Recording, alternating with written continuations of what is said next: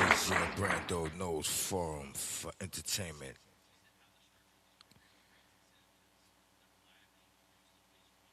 Y'all know how it go. It's your boy the Brando knows. Let's go.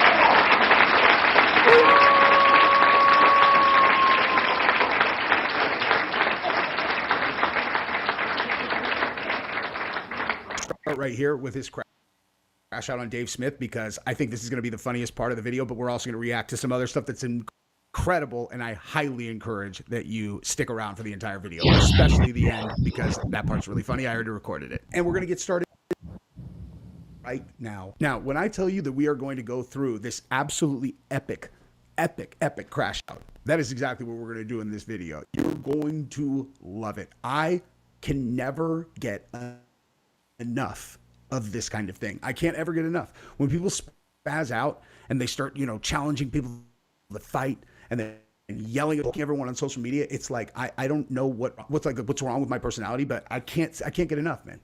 I just can't get enough. If people are like upset, sad, then I'm like, oh, I feel kind of bad about this. But if they're like, yeah, I am mad, I want to take you on, I just laugh every time. I can't help myself. It's so funny. It's like, dude, do you know how old you are? Okay, just weird. If you tell people that you're tough, they just think you're a weirdo. Okay, if someone else tells someone else that you're tough, that's a little bit better. But at the same time, it's like, so what's it gonna fight me? How old are we? What are we, 14? You want to meet me at the drinking fountain after 3? What are you talking about? What are you talking about? Okay, that's not an own. The fact that you think it's an own is you owning yourself. But nonetheless, okay, there's a lot of stuff that you are going to die when you see in this video, I promise. After you subscribe to my channel and like this video once I've made you laugh, which is going to be right now. Okay, true story. Just right now, I got an email from the people who book ads on my channel, and I have to show you this coming up ad right now from Raycon, but check this out. This is an ad where my kids are in it, and it is super good. It's like every time I do Raycon, I put my kids in it, so this is not like a regular ad. I promise you're going to enjoy it, and also, I just recorded the portion of this video that's coming up next with me and reacting to Valhalla's, and if you do not love this segment, I'm done. I will retire from YouTube. It's going to be worth the wait, and also, actually, this entire video is awesome. This message is sponsored by Raycon. 6-7. What's the rule about 6-7 in this house as of last night? We're kicked out. Kicked out on the first offense. Beat it. I'm keeping my Raycons. Those are definitely not your Raycons. Now that the holidays are over, it's the perfect time to upgrade your gear. Don't you want audio that actually works? I know I do, so I need it to work when I'm moving. We've been using the Raycon Essential Open Earbuds, and they're a game changer for workouts. Don't you think, Georgia? Yeah. They don't block everything out like traditional earbuds. That's the worst. With these on, I can still hear what's going on around me, whether I'm walking around, running, lifting, trying to watch children that are doing the 6-7 thing at me still. I can hear it, I can see it, and it makes me a better father and a man. And right now, Raycon is bringing in the new year with a sale. Now, here's why you should take advantage of the sale right now. They have an open ear design, a multi-angular hook, and these are amazing for everyday use because they're lightweight and you can hear everything while you can hear your music or your podcast or whatever you're listening to, you sick, demented little weirdos. Now, in all seriousness, I have been using these every day since I got them. They're awesome. And again, I can have both earphones in and also hear everything. I don't have to just have like one in to make sure that, my kids are not dying or something. Now, the Essential Open Earbuds are here to help you crush your New Year's goals. So go to buyraycon.com/Jesse on Fire Open to get 20% off site wide. Thank you guys, and go check them out. Obviously, that link is also in the description. This time, I want you to go like this, be all. This message is sponsored by Raycon. I'm not doing the cringe. No. What is this? This message is sponsored by Raycon. Oh my gosh. That was so good, dude. All right, guys, go get those Raycons and now buckle up because we're about to make fun of everyone. Dan Bongino is like declaring war on black pillars, right? Now, I've been relatively nice about Dan. Like when we were talking about the whole thing going on, and I was like, he's like the only guy who I actually trust to do the right thing. Like I look at him and I'm like, that's a guy who at least wants to do the right thing. Cash, to me, you could blow on that guy and he would fall over, Or they're like, hey, we've got your girlfriend Actually, that's not a good example. I just always want to make fun of him and his girlfriend. But nonetheless, right? Valhalla's lit him up. I am probably the closest thing to a black pillar because in all of these situations, a lot of really serious stuff at play, right? But what's my take every time? I'm like, this is just, I literally, the world is a joke now. Like everything's a joke. Okay. I will literally make fun of anything. There's nothing off the table because I just can't help myself. That's all I see is things that I want to make fun of. So whether I'm nice to Bongino or not, I'll make fun of him, you know? And Valhalla goes hard in the paint, making fun of Bongino. And I think the thought of Bongino getting really mad about that and then responding to Nate sounds hilarious. I think I would be very entertained by that.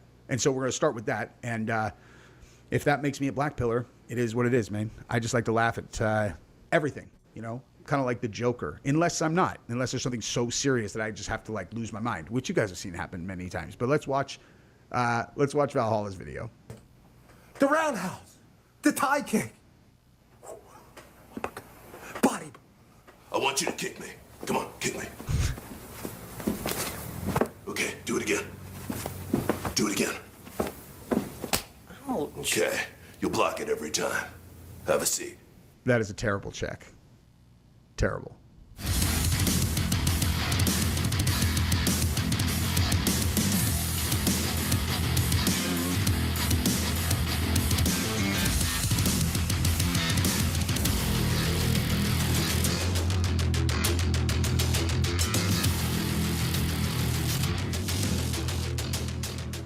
Welcome back to the channel, everybody. And the conservative social media space is heating up this week as there's an old sheriff back in town. Yes, Dan Tough Guy Bongino has just finished up his time as deputy director of the FBI. And in about 10 months, his biggest claim to fame there is helping redact and cover up files to protect files. Yes, Dan in his time at the FBI was about as useful as a shit-flavored lollipop, and he's now decided that he's coming back to the podcast. Whoa. Who else has found a lot of use for shit-flavored lollipops in their life? Right? I mean, me personally, I use them for... this joke's going nowhere, dude. Scene, baby. And he's declaring war on literally everyone who's not Israel first. It's a bold strategy, Cotton. Let's see if it pays off for him. And how has his resurgence back into the social media space gone so far? Well, it's been an utter disaster, really, as Dan came... Yeah, I would have to concur with that. And candidly, you know, we'll just keep coming back to this. Like, what do you think that you could do or say after what you did, you know? It's like, listen, I worked as hard as I could. I was working 20 hours a day. You're all right. And how many hours of those days were you redacting the files? What? You know exactly what I mean. What? I don't even want to say that person's name because 100% of the time, if I make a video about that topic, I go completely net negative and no one sees the video that is not an active subscriber to my channel. So like when I say the files, I hope you guys know what I'm talking about, right?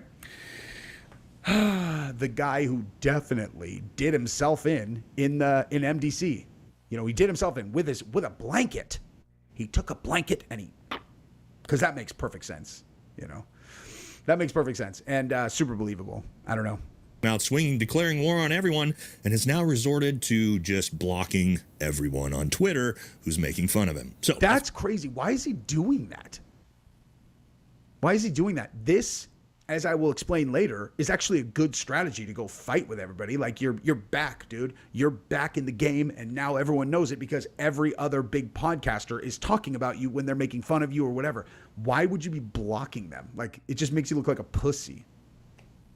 What we're going to talk about in the video today. Don't forget to like, comment, subscribe. Helps the channel. Let's jump into it. Let's first take a look at what Dan had to say to everyone else in his first announcements of coming back into the media. Yes, Dan says more today. Stay tuned as I destroy black-pilling life losers and other assorted dipshits. Wait a minute. Does that mean me because I don't take anything seriously and I make fun of everything? Oh, God. And he says gatekeeping? You're going to gatekeep me out of what exactly? What are you going to gatekeep me out of, dude? What are we being gate kept out of, because I am more of a, like I was, like when people are, I'm an alpha male, bro. I'm an alpha. I've always thought that was so sorry when people refer to themselves as alpha males. Matter of fact, I actually think it's fucking weird if other people refer to people as alpha. That he's like super alpha. You're like, shut the fuck up, dude. Okay, shut up. I've always thought that's super bizarre. But the one term like that I did very much, align with is they're like, like you're a Sigma. I'm like, what the fuck does that mean? They're like, you do your own thing. Like you're not a beta, but you're not an alpha either. You kind of do your own thing. I was like, I'm down with that. I would never refer to myself as that. And if I did, I would have to tell you a 5-minute story in advance, like I just did, to even start to talk about that. Cause I think referring to yourself anyway is fucking weird. But if I was going to, Sigma would be that. So if you can gatekeep me all you want, dude. You can be the king alpha of whatever the fuck you're talking about, dude. Yes, Dan's letting everybody know he's not going to allow anybody to say anything negative about our greatest ally. As he says here, yes, gatekeeping is absolutely going to happen. There isn't a business, sports team, or organization on earth that would do otherwise if they wanted to succeed. You don't allow cancers into your clubhouse and then plan to win baseball games. You waive them, trade them, or release them. Libs and enemies of our countries understand this, and they found a path to fracture our movement from the inside, but only if we cower from it. I will always relish the year of my life serving you all in this incredible administration, but I'm back now, and the mission is equally as important. We built this movement. It's ours. And now we're going to take it back. Listen, if he wants help, making fun of or fighting weirdos who are like, oh my God, I think it's awesome that Charlie Kirk got shot. I'm in for that, dude. I'm in for that. And as a matter of fact, that is where my black pill goes away and I actually get angry. And then you see an actual real version of me that cares about things. Because when people make fun of, fathers and husbands, of, Christian fathers and husbands that have not said anything racist or any of those things that they say, and then they're like, he's dead. He's good, he's dead. I really just want to go, hey, fuckwit. How about you actually go watch one of his speeches before you go spewing out how you're happy he's dead like a psychopath, you fucking moron. Do me a solid, do yourself a solid, and why don't you go do a little bit of research? Because have you ever thought about what it would mean if you were wrong about him? You're out here like, yeah, I'm glad he's dead, man. I'm glad his kids don't have a father anymore. I'm glad about that. You're all, hey, honestly, this is actually really serious. Okay, this is a serious comment. I think let's say Tyler Robinson did it. Assuming that it's one of these dimwits that did it and not like a state actor, I think part of their sentence, it should be mandatory for the rest of their life that they are forced at least 3 hours a week or maybe 5 hours a week to watch Charlie Kirk videos. They have to every single week, maybe 2 hours a day. Okay.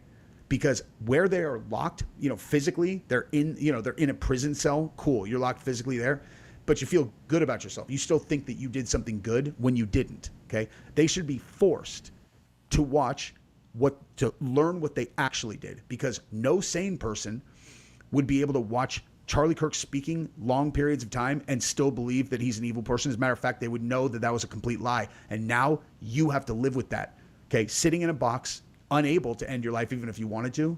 And you have to know you killed that guy. You did that. You did that, kid.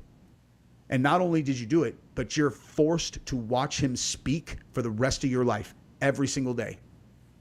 Live with that, you little fucking weasel. Now, make sure that you go to Valhalla's page to watch that video when you're done with this one, because it's absolutely hilarious. Now, let's move over to him crashing out on Dave Smith. All right, let's get into it right this second with the Dave Smith section. This is amazing. / black pillar symbiote is a funny little organism. It's even led by a comedian. First of all, what is a black pillar? Like, I don't know, like, what is a black pill? What is the black pill movement? I honestly, I have not heard that about like Dave Smith or anybody. I have literally no idea who he's talking about. Okay. These morons can't even follow their own battle plan. quick example, I do a guest hit last night on a podcast and the LBP symbiote starts rage tweeting no one is going to watch, when it was the #1 live stream in its slot. The LBP symbiote melted down again, claiming that was us there to attack you. Okay. So he's flexing his numbers. Okay. I mean, that's one way to go, dude. You know, that's one way to go. You're flexing your numbers like during the very beginning. I mean, listen, this is a smart way for him to promote his comeback for sure. Pick fights. Smart to get numbers. I mean, bottom line, actually, it is. I actually don't have anything to add to that.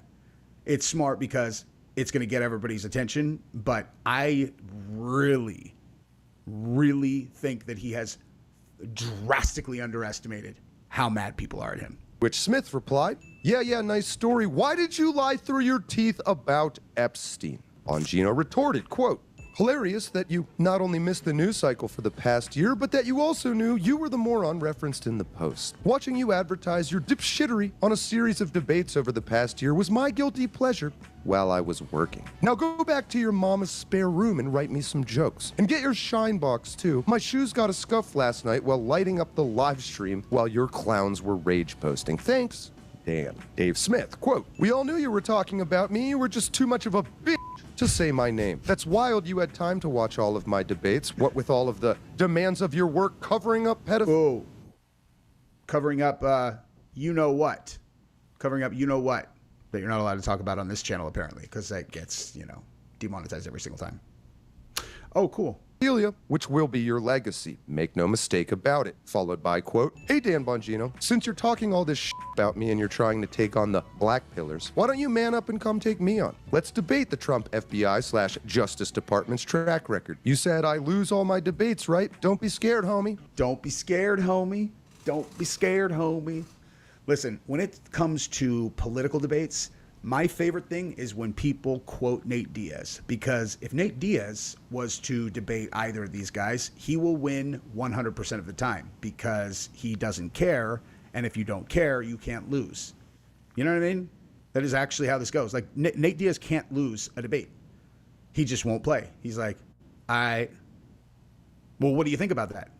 Like, this is stupid, man. What do you think about what I said about the Middle East and all of that stuff? Hey, man. That's your guys' thing, dog.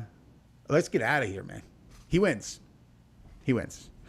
But I think that is basically the approach that Dan Bongino is going to have to take in every debate, because who is not going to drop the files on him every single time? It is the ultimate, ready for this, trump card. Okay? It's the end of the conversation every single time. It's like, oh, that's cool. So I guess the source of information should be someone that we trust, right? And that would be you. Like, you are someone that we trust, right? I don't know about that. Yeah, I know. You definitely don't know about that if you are going to say yes to that question, because you have, sacrificed all of your, trust from the public when you participated in the look at, maybe you were in a bad spot. Maybe they threatened your family. Maybe there's something else going on. Maybe you were in you couldn't say no situation. But that's not relevant to the people, because all of them genuinely believe that they would have put the files out, and they are really pissed that you didn't. So I don't know. I don't know how else to read that other than to say that you are a participant in a trafficking ring. God, I wish I could talk freely, man.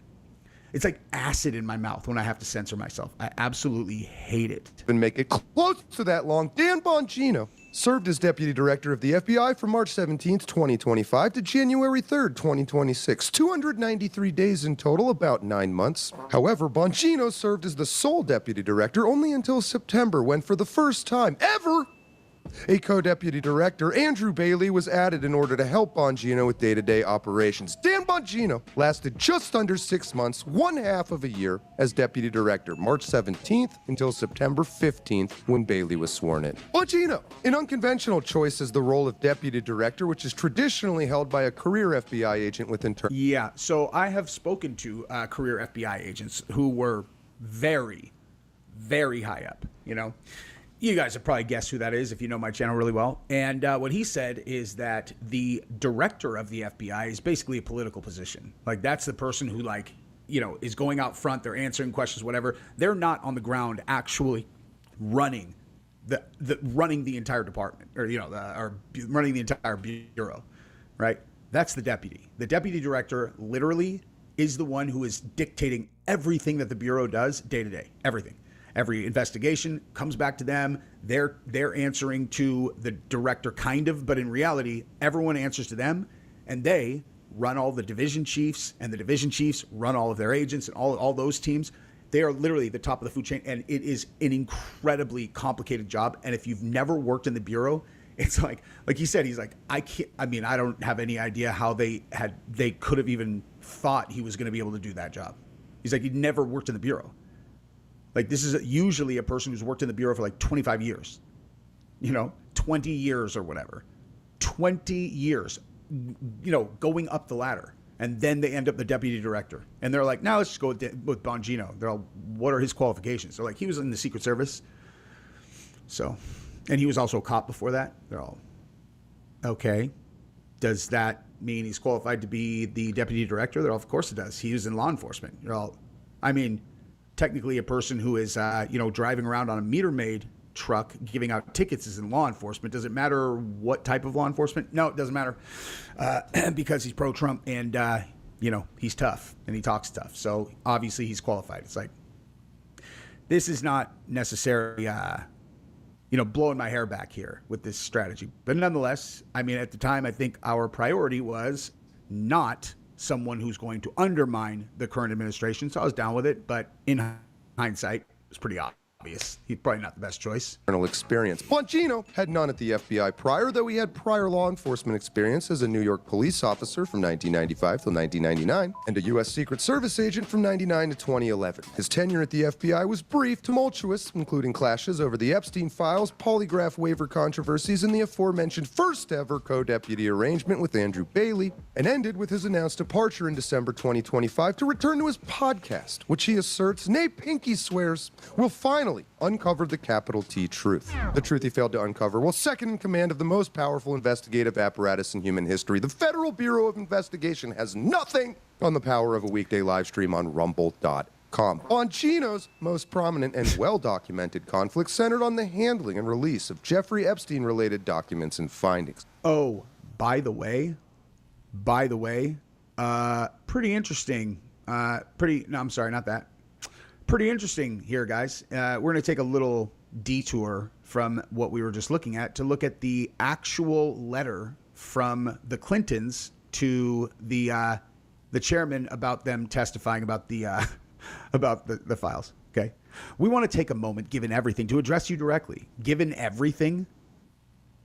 We want to take a moment, given everything you should have run this through ChatGPT. I can already tell a dimwit wrote this. This is crazy. That came from the Clintons. First sentence is written dimwit. This past year has seen our government engage in unprecedented acts, including against our own citizens. People have been seized by mass federal agents from their homes, their workplaces, and the streets of their communities. How is that relevant to you, having been rung up in the files as a potential, Students and scientists with visas permitting them to study and work here have been deported without due process. The people who laid siege to the U.S. Oh, God. They've been pardoned and called heroes. Agency vital to the country's national security have been dismantled. Universities seriously? I'm just going to skip this entire paragraph. Just assume that they are fear-mongering about the current administration as if, the country's about to implode. Every person has to decide for themselves if they've seen or had enough and are ready to fight for this country. What does that mean exactly? What exactly do you mean by that? Because here's the problem. I think that if I was going to itemize the lowest hanging fruit or the highest priorities for us, it would be that our tax dollars never go towards the victimization of little, you know what I mean? So that's pretty high on the list. And since that's what we're actually talking about right now, none of this has anything to do with that, none of it. And when you say fight, what do you mean exactly? So for us, now is that time. Oh, okay. So you're not going to testify about your involvement in this in this situation because you're fighting back against the administration. Okay. We are lucky by after photograph after photograph after photograph after photograph after you are nuked on this thing. You're the dirtiest out of anybody. We are lucky. I literally heard a dude who got caught on the project, O'Keefe Media, say that the big guy was never on the plane during any grapes. But you can't say that about you, guy. Specifically, you. We are lucky by virtue of the positions we held and the protections afforded by them, but we are not blind. Every day we see the country we have dedicated our lives to improving step after step, taking steps backwards. As chairman of the most... Oh my God, I literally can't, dude. I'm not reading this all. This is so stupid. The facts speak for themselves. You subpoenaed 8 people in addition to us. You dismissed 7 of those 8 without any of them saying a single word to you. You made no attempt to force them to appear. In fact, since you started your investigation last year, you have interviewed a total of 2 people. 2. A legal analysis prepared by 2 law firms and provided to you yesterday makes clear your subpoenas are legally invalid. You claim your subpoenas are inviolate. Are inviolate? Jesse, how do you not know what inviolate is? What qualifies you to talk about this if you don't even know what inviolate is? I never said I was qualified to talk about anything. But I don't think it takes a genius to be able to call a spade on this one. You know what I mean? Just saying. Hey, Bill, can you run us through again how this guy was able to evade capture all these years? You didn't have anything to do with that, did you? Like, you weren't involved in that, right? There's no way. Like, this letter obviously tells us you are someone who cares about the truth, and it's someone else whose problem it is. But given what we know now, you're saying that you were totally uninvolved in the reason that that guy got those real special sweetheart deals. You had nothing to do with that. Okay, cool. Sure. I honestly am not even going to read this because it's so stupid. Okay? No one believes you, guy. Okay? No one believes you. You are exactly what we know you are. Okay? Let's go ahead and continue. Predicted earlier hype from Bondi, who suggested in February 2025 that a client list was on her desk, and expectations from some in the MAGA base for explosive revelations. Bongino, who had previously promoted theories about Epstein's death and a cover-up as a podcaster, some might say built his entire brand off of it, shifted to publicly affirming the suicide in a now infamous Fox News interview with Kash Patel. You said Jeffrey Epstein committed suicide. People don't believe it. You want me to get... I've seen the whole file. Hey, I don't know what it is, man, but I believe him, yo. I believe him, yo. Just kidding. Do you guys... I don't even... Where's that movie? Like, what is that from? There's some movie that's like, hey, I don't know why, but I believe him, yo. I think it's like... it's a Dave Chappelle, really stupid Dave Chappelle movie from a million years ago. That part's so funny. Anyway, yeah, I believe him, for sure. I think that since he's seen the file... doesn't make any difference. All of the other things that I've been thinking all of this time, all of the other, indiscrepancies, irrelevant. This is probably 100% legit. And I'm glad that he was honest with us because now we can trust everything that they say. But let me say something else real quick, okay? Let me make myself big for this. Here's the reality of the world that we all live in, and just something that has come with a lot of wisdom that I've gained over the years, okay? Everything looks different when you're on the other side, okay? So as an example, first example when I learned this was when I was in a fraternity, okay, 100 years ago. And the e-board guys, it's like, the president, vice president, the social chair, all that stuff, they would always have these meetings, and then they would come and they'd be like, look, guys, we're not allowed to fill in the blank, the whatever is not letting us have girls over, drink before 6, making this up. And we would be like, God, these e-board guys, man. These guys want to crack down on our fun, okay? All I want to do is fight and bang every chick in the world. Why are you getting in the way of that? I'm 19, dude. I'm 19. I want to lay it down. I want to show everybody that I'm going to fuck the whole world. Obviously, that wasn't me. That was other people who were 19. I would never have prioritized those things. But, then I ran for e-board and I won. And then as soon as I was on the other side, I was like, oh, Jesus. Yeah, we have no fucking choice about this, dude. We have no choice. These are rules that get dictated to us. And, and so I went to my friends and I was like, no, believe me, guys. Okay, trust me. There's no, like, what are we going to do? We get sanctioned by the school. We get kicked off campus. We won't be able to compete. Like, we won't be able to compete in sports. You guys want to give up sports, give up frat sports, the most fun thing that we do, so that we can just, like, stick it to the man. And also, none of the sorority girls are going to come over and break that rule anyway, because they'll get sanctioned. So what are we talking about? What the fuck are we talking about? You know, I was a little bit harder to argue with than the other people because I just was, you know. But my friends, some of them would still be like, nah, fuck that, man. Fuck that. I'm like, which part? Just fuck that, man. Fuck e-board. I'm like, I know, but which part? Like, which part that I just talked about? I just told you the girls wouldn't come anyway. And the reason is because we'll get kicked off sports. Do you not want to play? You want to give up basketball to throw one rager like 2 hours before we're allowed to have them there? That's what you want to do? That's genius, dude. That's genius. I mean, I'm just saying, maybe you should run for president, because it sounds like your strategy would be a lot better than mine. Let's just throw it all away. We won't play sports. We won't do Greek week. We won't actually be able to do sanctions like socials with any other sororities ever again, because fuck it. You know? Now, the reason I bring that up is because, again, when you get on the other side of the wall, everything looks different. And here's what I think is probably exactly what happened in this case. I think that for all of us, we're all, release the Epstein files, whatever. And like I said from the very beginning, I was like, there's no way they're giving those up, dude. There's no way they're giving those up. If for no other reason, the value that they provide them, okay? Because they literally have everybody who you want to go to prison, like me, not like me go to prison, but like I want them to go to prison also. Okay, these are the most powerful people in the world. And we've got them by the fucking balls, except not us, them. The people who would have to release this have them by the balls, right? But also it turns out that, the big guy was in there a little bit more than we anticipated also. And so it was just like, yeah, we're not going to release him. Now we are going to release him. Oh, wait, we're going to do this.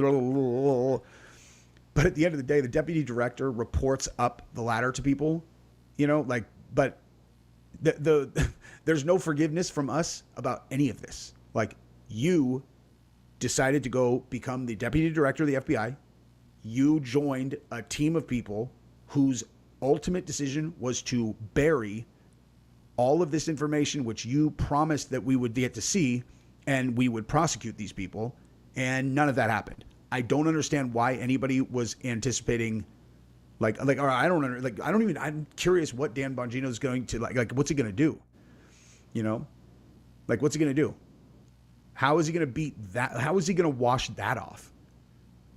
Like, you can't be one of the foremost authorities on, like, this is going to happen. Then you get into the position that, at least for the public's, perception, you have the ability to open it up, and you're all, no, I'm not doing it.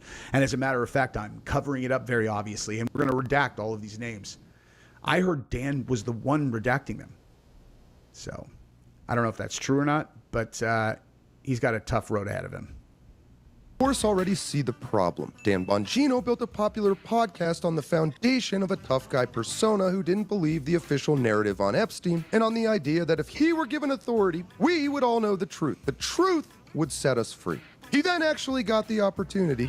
Dan proceeded to last 6 months before they needed to bring in a babysitter, and in those 6 months, what he managed to accomplish was going on Fox News and confirming the narrative he had gotten famous for challenging. Bingo. Okay. Bingo, bango, bongo. Now, I am actually going to pause right here because I think I want to put this part that's about to happen at the beginning or closer to the beginning of the video, because this is him crashing out hard. Like, this is him going hard in the paint on Dave Smith.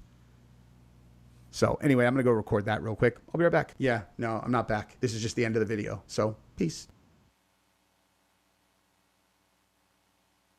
We're going to start right here with his crash out on Dave Smith, because I think this is going to be the funniest part of the video, but we're also going to react to some other stuff that's incredible, and I highly encourage that you stick around for the entire video, especially the end, because that part's really funny. I already recorded it. And we're going to get started right now. Now, when I tell you that we are going to go through this absolutely epic crash out, that is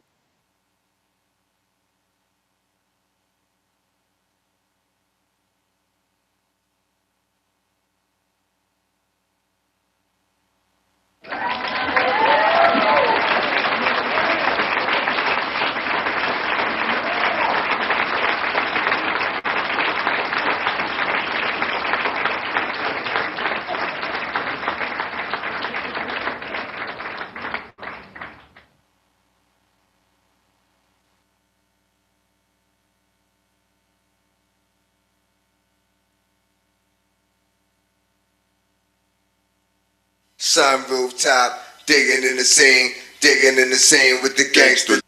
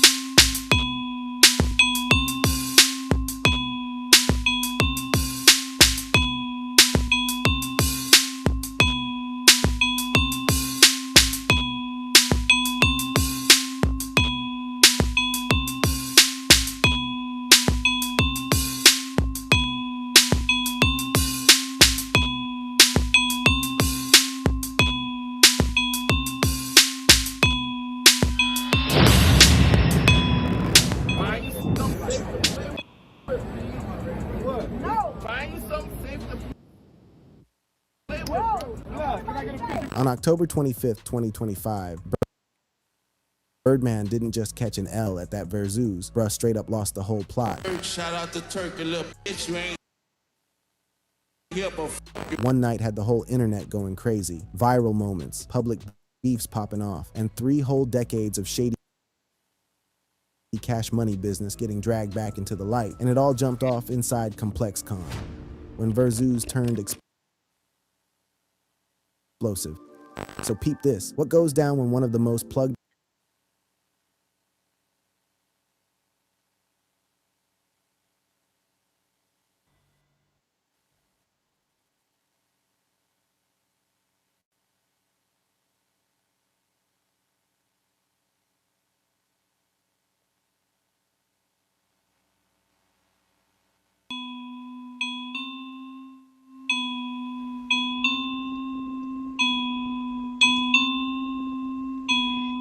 Good morning.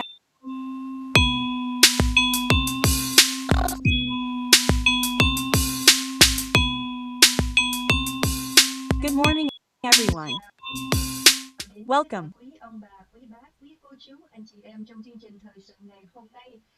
to today's news program on May 14th, 2026. Before we begin, please press number 1 so that I know you can hear and see clearly without any problems.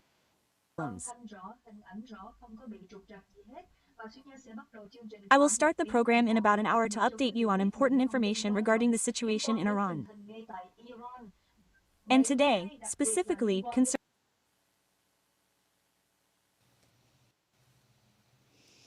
Tensions running high on the streets of Minneapolis right now as the President of the United States makes it very clear the Insurrection Act is still on the table. He doesn't want to have to use it, but if he's pushed, he will.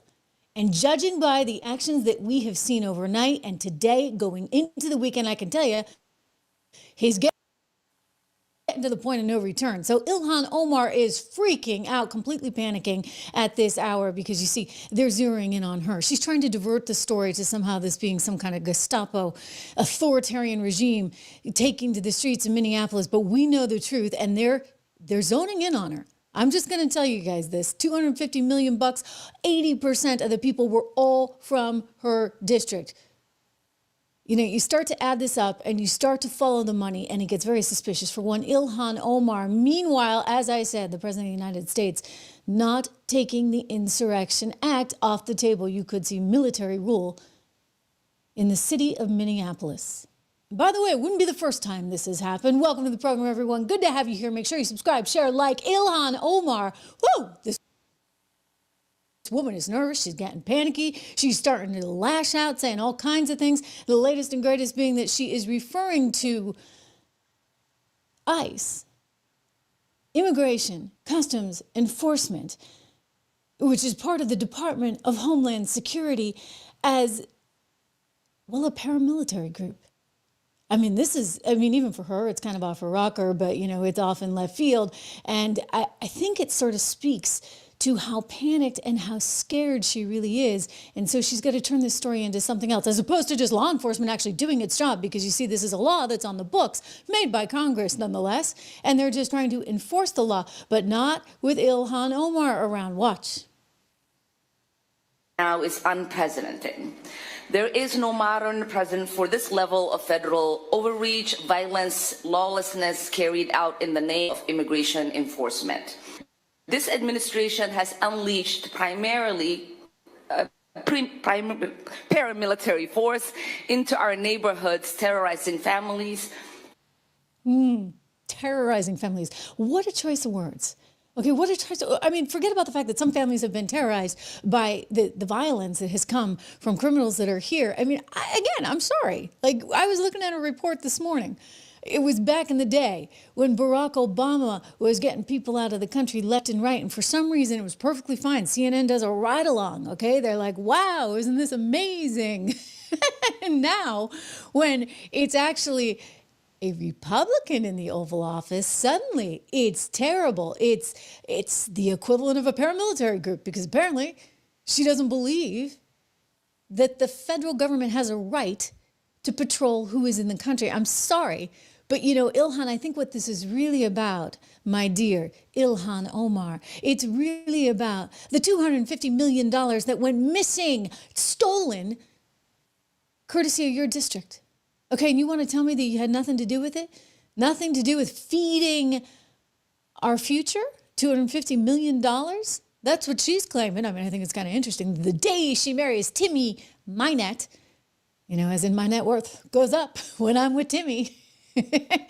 Not Timmy Walls, Timmy Minette. He was her campaign manager. Yeah, he left his wife. Not a good move for Ilhan Omar. Economically, maybe it was, until the feds figure out perhaps that there may be something just a little bit wrong. I got my suspicions. I think you've got yours. And I think the Treasury Secretary has his. $250 million. She introduced that Feeding the Nation program on the day she announced her marriage with Mr. Minette.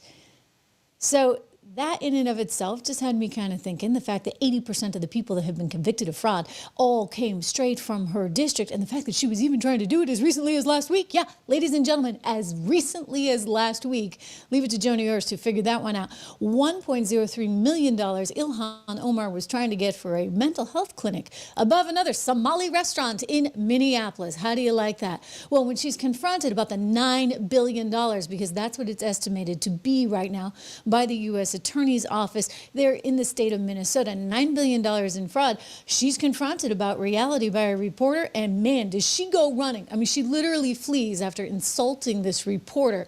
This is an unbelievable clip, and I know some of you have seen it, but we're going to watch it again because I think it gives us interesting insight into the paranoia and the absolute hysteria going on, in my opinion, in Ilhan Omar's mind right now. And believe me, she hasn't seen the worst of it. Here we go. Congresswoman Omar, yesterday you told me to please read when I asked you about the $9 billion fraud that you denied is happening, but I have it right here. I read. Look, Chairman Comer opens hearing on massive fraud scandal, $9 billion. That's what Comer believes, because he's as smart as you are. It's not just Comer. It's Scott Besson, it's federal prosecutors, it's House Oversight, and it's Minnesota State reps. You could have that, ma'am. I think you need to get examined because your brain has been fried in some way, and it's not okay. I really hope you get some help. You and the Republicans here. Take care, okay, ma'am? I'm sorry, I couldn't go to the learning centers that you're running over in Minnesota, but good one. I think you should perhaps read what's actually. Need one of those learning centers. I need one of those learning centers. Yes, see it. Oh, yeah, that's great. That's absolutely great. I like that reporter. She's going on me. She works for Mike Lindell's network. Anyway, the point being that the day before, Ilhan, she'd approached Ilhan, and I saw the tape of this one. This was good, too. She approached Ilhan and was like, hey, the $9 billion. And the woman looked at her like she had a screw loose, because there's no such thing as $9 billion that has gone missing. But I hate to break it to her. Yes, everybody knows, okay? This has actually been reported, believe it or not, by even the mainstream media, CBS Evening News, well, not the Evening News. I don't know as the TV TV arm has done it, but they did have it on their print site for what it's worth. $9 billion, it is estimated, that is suddenly up in smoke. Your money, okay, your money. And she sits there and laughs and tries to tell this girl that she's got a screw loose. I think we know who's got a screw loose, ladies and gentlemen. By the way, what kind of argument is that? I mean, she's asking a question and she comes back with, you stupid. And you know what? I mean, that tells you everything you need to know about the state of mind of one Ilhan Omar right now and how scared she is and how worried she is that they're going to find her out. They're going to find her out because $250 million went somewhere. Oh, perhaps, I don't know, to Dubai? Because we did see that $700 million departed from the Minneapolis airport. Like, there's more than any other airport, in cash, in suitcases. Can you imagine that? They're like stuffing millions of dollars into suitcases, and they actually declared this stuff. The question is, how much did they not declare? And so the Treasury Department is like, why is so much money leaving the city of Minneapolis? I mean, it's not like these people on paper had that much money, right? But these businesses were raking it in. I mean, we don't actually have to have a business, but you just sit back and you collect off of Uncle Sam. Pretty good deal, I'll tell you.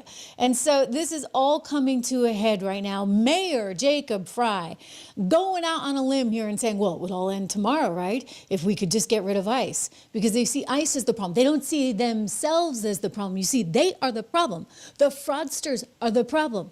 The reckless craziness in the streets, and we've seen it. And by the way, this is the second time under Governor Timmy Walz's watch that you've seen this kind of craziness in the streets. The last time being summer of 2020 BLM riots, right, in Minneapolis. So they know how to do these things. They don't like who's in office. What do you know? Amazing it didn't happen when Joe Biden was there, right? We don't want to make the president look bad, but hey, when we can make Trump look bad, we're all over it. So Jacob Fry is out there trying to say that it'll all end tomorrow if ICE just goes away. No. It won't end because I'll tell you what, Mr. Fry, we're not going to stop investigating all this money that you stole. Your team, your district stole from us. And you guys looked the other way. So number one, there's that. Number two, you're not allowing federal law enforcement to do its job, which puts you in violation of the U.S. Constitution. You are impeding and therefore giving the president every single right to invoke the Insurrection Act. You're going to have the military on your streets. Here's Jacob Fry. If this were about order, there would be a simple way to restore it. And let me tell you a secret. It's not restored by additional federal agents. Order would be restored, and I will make this prediction, if those federal agents left. As soon as they leave, we will have peace, we will have safety, and order will be restored. Yeah, right. So, you see, he wants to get his way. But if we leave, we don't actually get to see all the fraud that was going on. They don't want DHS there. They don't want ICE there. They don't want the Department of Agriculture there. They don't want the IRS there. They don't want Treasury Department there. They don't want any of the feds there, right? Because you see, the feds are the ones that are finding all of this fraud. $9 billion in the state of Minnesota. $250 million just from one little program that was introduced by Ilhan Omar and, by the way, was servicing his city. Nobody thought to say boo? Well, I mean, heck, Ilhan Omar had her own darn campaign people. Think about that. One of the people on her campaign that works for her as a staffer went on to steal millions of dollars from U.S. taxpayers via the Feeding Our Future program introduced by her. So clearly, we have a problem. And Ilhan has a problem. And Minneapolis has a problem. And it's going to come to hurt them badly. Meanwhile, we got good stuff going on in the overall U.S. economy. Just don't tell CNN. I thought this was great. Somebody tweeted this out yesterday, and I wanted to show you. U.S. inflation is still high, but it's falling, they said, back in 2023. This is when we were dealing with like upwards of 6%. After having touched 9.6% in consumer prices, they wrote in 2023 under the Biden administration, woohoo, last month's consumer price index measured 6%, down from January's 6.4%. Like it's a victory lap, right? And then the other day, this week, when we get inflation out, and by the way, it's great, okay? It's 2.7%. Core went down to 2.6%. The headline is, U.S. inflation remains at 2.7% in December, underscoring persistent cost of living challenges. Oh, Debbie Downer's over there at CNN. They just don't want to give this president anything. Well, BlackRock came out with a report today, and by the way, they own a ton of housing, which has been controversial in and of its own right. But it's worth noting, and we tweeted this out over at 76 Research, that they're pegging inflation at 2%. Okay, so they think the government's way high. 2.7%, forget about it. They think it's actually 2%. So there's a lot of optimism out there. We got 5.6% expected GDP growth. That's predicted from the Atlanta Fed for the fourth quarter of the year. I mean, what's to complain about? I really like all of this. Go to 76research.com. That's my financial research company. Use code word dollar to get the 76 report. You get a lot of insights into what's going on in the markets. But I'll tell you, the real investors out there, you want to look at the model portfolios, because we have our research on all the stocks that we actually like, and we're making a big change in one of them. So stay tuned for that. It's actually in the American Resilience portfolio. Look, if you'd taken my advice, our advice over at 76 Research, you would have done very, very well. I mean, one of the first picks I think we put out was copper and Freeport-McMoRan, and you have only to look at the copper story, which is just tremendous, right? Gold, obviously, silver, all of these things. But I encourage you to go there. Military rule is not off the table in Minneapolis at this hour. The President of the United States coming out just moments ago, I want to go straight to the tape, speaking about the possibility of the Insurrection Act. He doesn't want to use it, but he wants you to know he remains open to it. And if he needs to, and I actually think he's going to need to, it's on the table. Watch. Well, the Insurrection Act, which has been used by 48% of the presidents as of this moment, the Insurrection Act also, if you look at it, I believe it was Bush, the elder Bush, he used it, I think, 28 times. It's been used a lot. And if I needed it, I'd use it. I don't think there's any reason right now to use it. But if I needed it, I'd use it. It's very powerful. Well, yeah, it is very powerful. You see, because you get to send the military in to keep the peace. And look, we've done it before. I mean, he mentioned, I don't know, about 48% of the time. I guess there's some sort of minor things that have happened along the way, but the biggest one in recent memory, sort of in my memory, would be 1992. And I sort of barely remember it, right? Because I was still kind of a kid, right? So 1992, I mean, it was Rodney King, right? And they sent the troops in there to keep the peace in LA because of the riots that were ensuing. And so that's one example. The other big example in history would be going back to Eisenhower. And they had to do this with Eisenhower because, they didn't want to integrate in the state of Arkansas. The schools, they didn't want to integrate. I mean, it's like Alabama, right? When Kennedy had to send in the National Guard in Alabama because they didn't want to integrate there as well. So this is the same kind of thing. The states like Minnesota, well, we're not going to do this. We're not going to go along with your immigration enforcement. We're going to actually serve to impede ICE. And that becomes a problem. Jonathan Turley talking about this actually on Hannity last night. I like Turley because he's an excellent constitutional law scholar. Let's go to him explaining, guess what? The president has every right to be able to do this. He can invoke the Insurrection Act right now. And I'm going to tell you guys, I wouldn't be surprised if it happens this weekend. If things get out of control, it could indeed transpire. Here's Turley. I hope that this can be avoided. But if you're asking the question of does he have the authority to invoke it, I think he does. The Insurrection Act is very generally worded. It allows a president to call out a military force in order to enforce the laws of the United States. That was done by Presidents Eisenhower and Kennedy in very similar circumstances. In those circumstances, you had local officials, including governors, who were extremely aggressive, anti-federal government, saying they would not assist in the enforcement of civil rights laws. These are obviously different laws. These are the immigration laws, but both are laws of the United States. And you have a governor here and a mayor who have been fueling the rage, telling people that they're under attack. You have Democratic senators just this week saying democracy might not last till November. All of that's creating the very volatile situation. So under the insurrection. And you almost wonder if it's by design, right? Because they're trying to gin up something. And so as much as I think the president's going to need to use this, and I'm sort of over it at this point. I mean, Minneapolis, get a hold of yourself. Minnesota, get a hold of yourself. I'm sick and tired of it. I'm also cognizant of the reality that they may be trying to set a trap for him. Because if you look at some of the polling, Americans don't like what he's doing on immigration.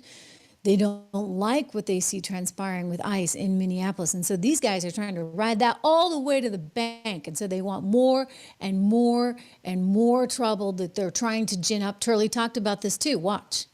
Do you see a connection between the incendiary rhetoric of elected officials and the actions of people on the street? Have they dehumanized these agents? Have they protected the community but are somehow at war with the community? I think there is clearly a connection. I just wrote a book about what I call the age of rage. That's what we're in. And you have people who want to ride that wave of rage. This has happened throughout our history, in which you have politicians that want to harness the power of the mob. We've had these types of situations before. It's very reckless, it's very irresponsible, and people are being harmed on both sides. But it's clear that the governor, the mayor do not want to ratchet down the rhetoric because they do see political advantage in this as the midterms approach. Boom. Okay, so that's what I'm talking about here. They're looking at it in a very cagey way, and they see that, you know what, and it's true. I mean, Americans don't like seeing this kind of chaos on the streets, and they worry, you know, is this being brought on because Trump decided to make an issue of this? And these are the things that they're worrying about. And I'm telling you, you ought to be worried about the fact that they're stealing potentially $9 billion from you. That's what I'm worried about.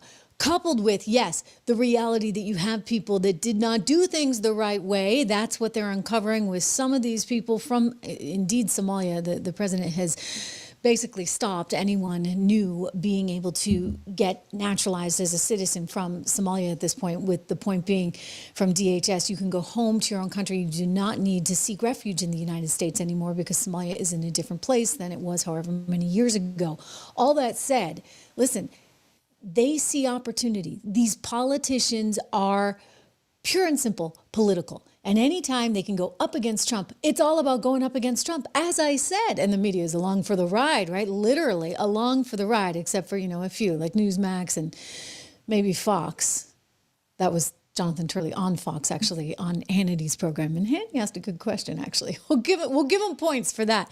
The point I'm making is that this juncture, you may not have any kind of other option if you want to protect the people of Minnesota. Now, they'll say, if more people get killed, if more people get shot, well, it's your fault, Donald Trump, because everything's his fault, right? But I would also point out, if he goes in there with the Insurrection Act and he does bring the military in, then they're going to say it's your fault. I also would add to this, look at what happened in Washington, D.C., right? You had the murder rate come down, you had crime come down, you had the mayor go along with it. It actually was a good example of how this can all work beautifully. But in the case of what we're seeing on the ground right now in Minneapolis, this is very clear. Politicians are doing everything that they can to gin up controversy, leaving the president with very little option other than to look at the Insurrection Act and bringing in the military. Jason Chavez, he's a Democrat senator, or maybe a Democrat congressman, forgive me, from Minneapolis State, politician.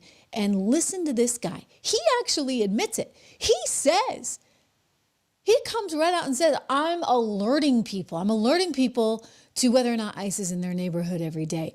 Is that not impeding law enforcement? Thank you very much. One law member, a member of the state assembly going out and alerting people. This is total anarchy, and it cannot happen. Watch. I give daily updates about where ICE is at in our neighborhoods, so people can make adequate plans to stay safe. Alerting your neighbors about immigration enforcement is not escalating tensions. It's keeping people safe. Taking folks to work and back is not creating tensions. It's keeping people safe. Alerting neighbors of any type of immigration enforcement is not escalating tensions. It's keeping people safe. Yeah. Okay. Did you notice how he kept repeating that? It's keeping people safe. It's keeping people safe. It's keeping people safe. He's got his talking points, ladies and gentlemen, and they've realized it's working because they're looking at their real-time polls. And listen, this is a president who's just going to do what he thinks sometimes. I mean, granted, sometimes he listens to polls, but for the most part, I'd actually say he kind of follows his own path. And this is important to him, and he ran on this. So he's very serious about cleaning up immigration, and he's very serious about getting rid of the fraud. Here's another Democrat state representative, trying to turn this into something it's not. The disorder that exists in our streets, the public safety risk at this point, is not an insurrection in Minneapolis. It is an invasion by masked, unaccountable secret police on behalf of an authoritarian regime on the march. Woo!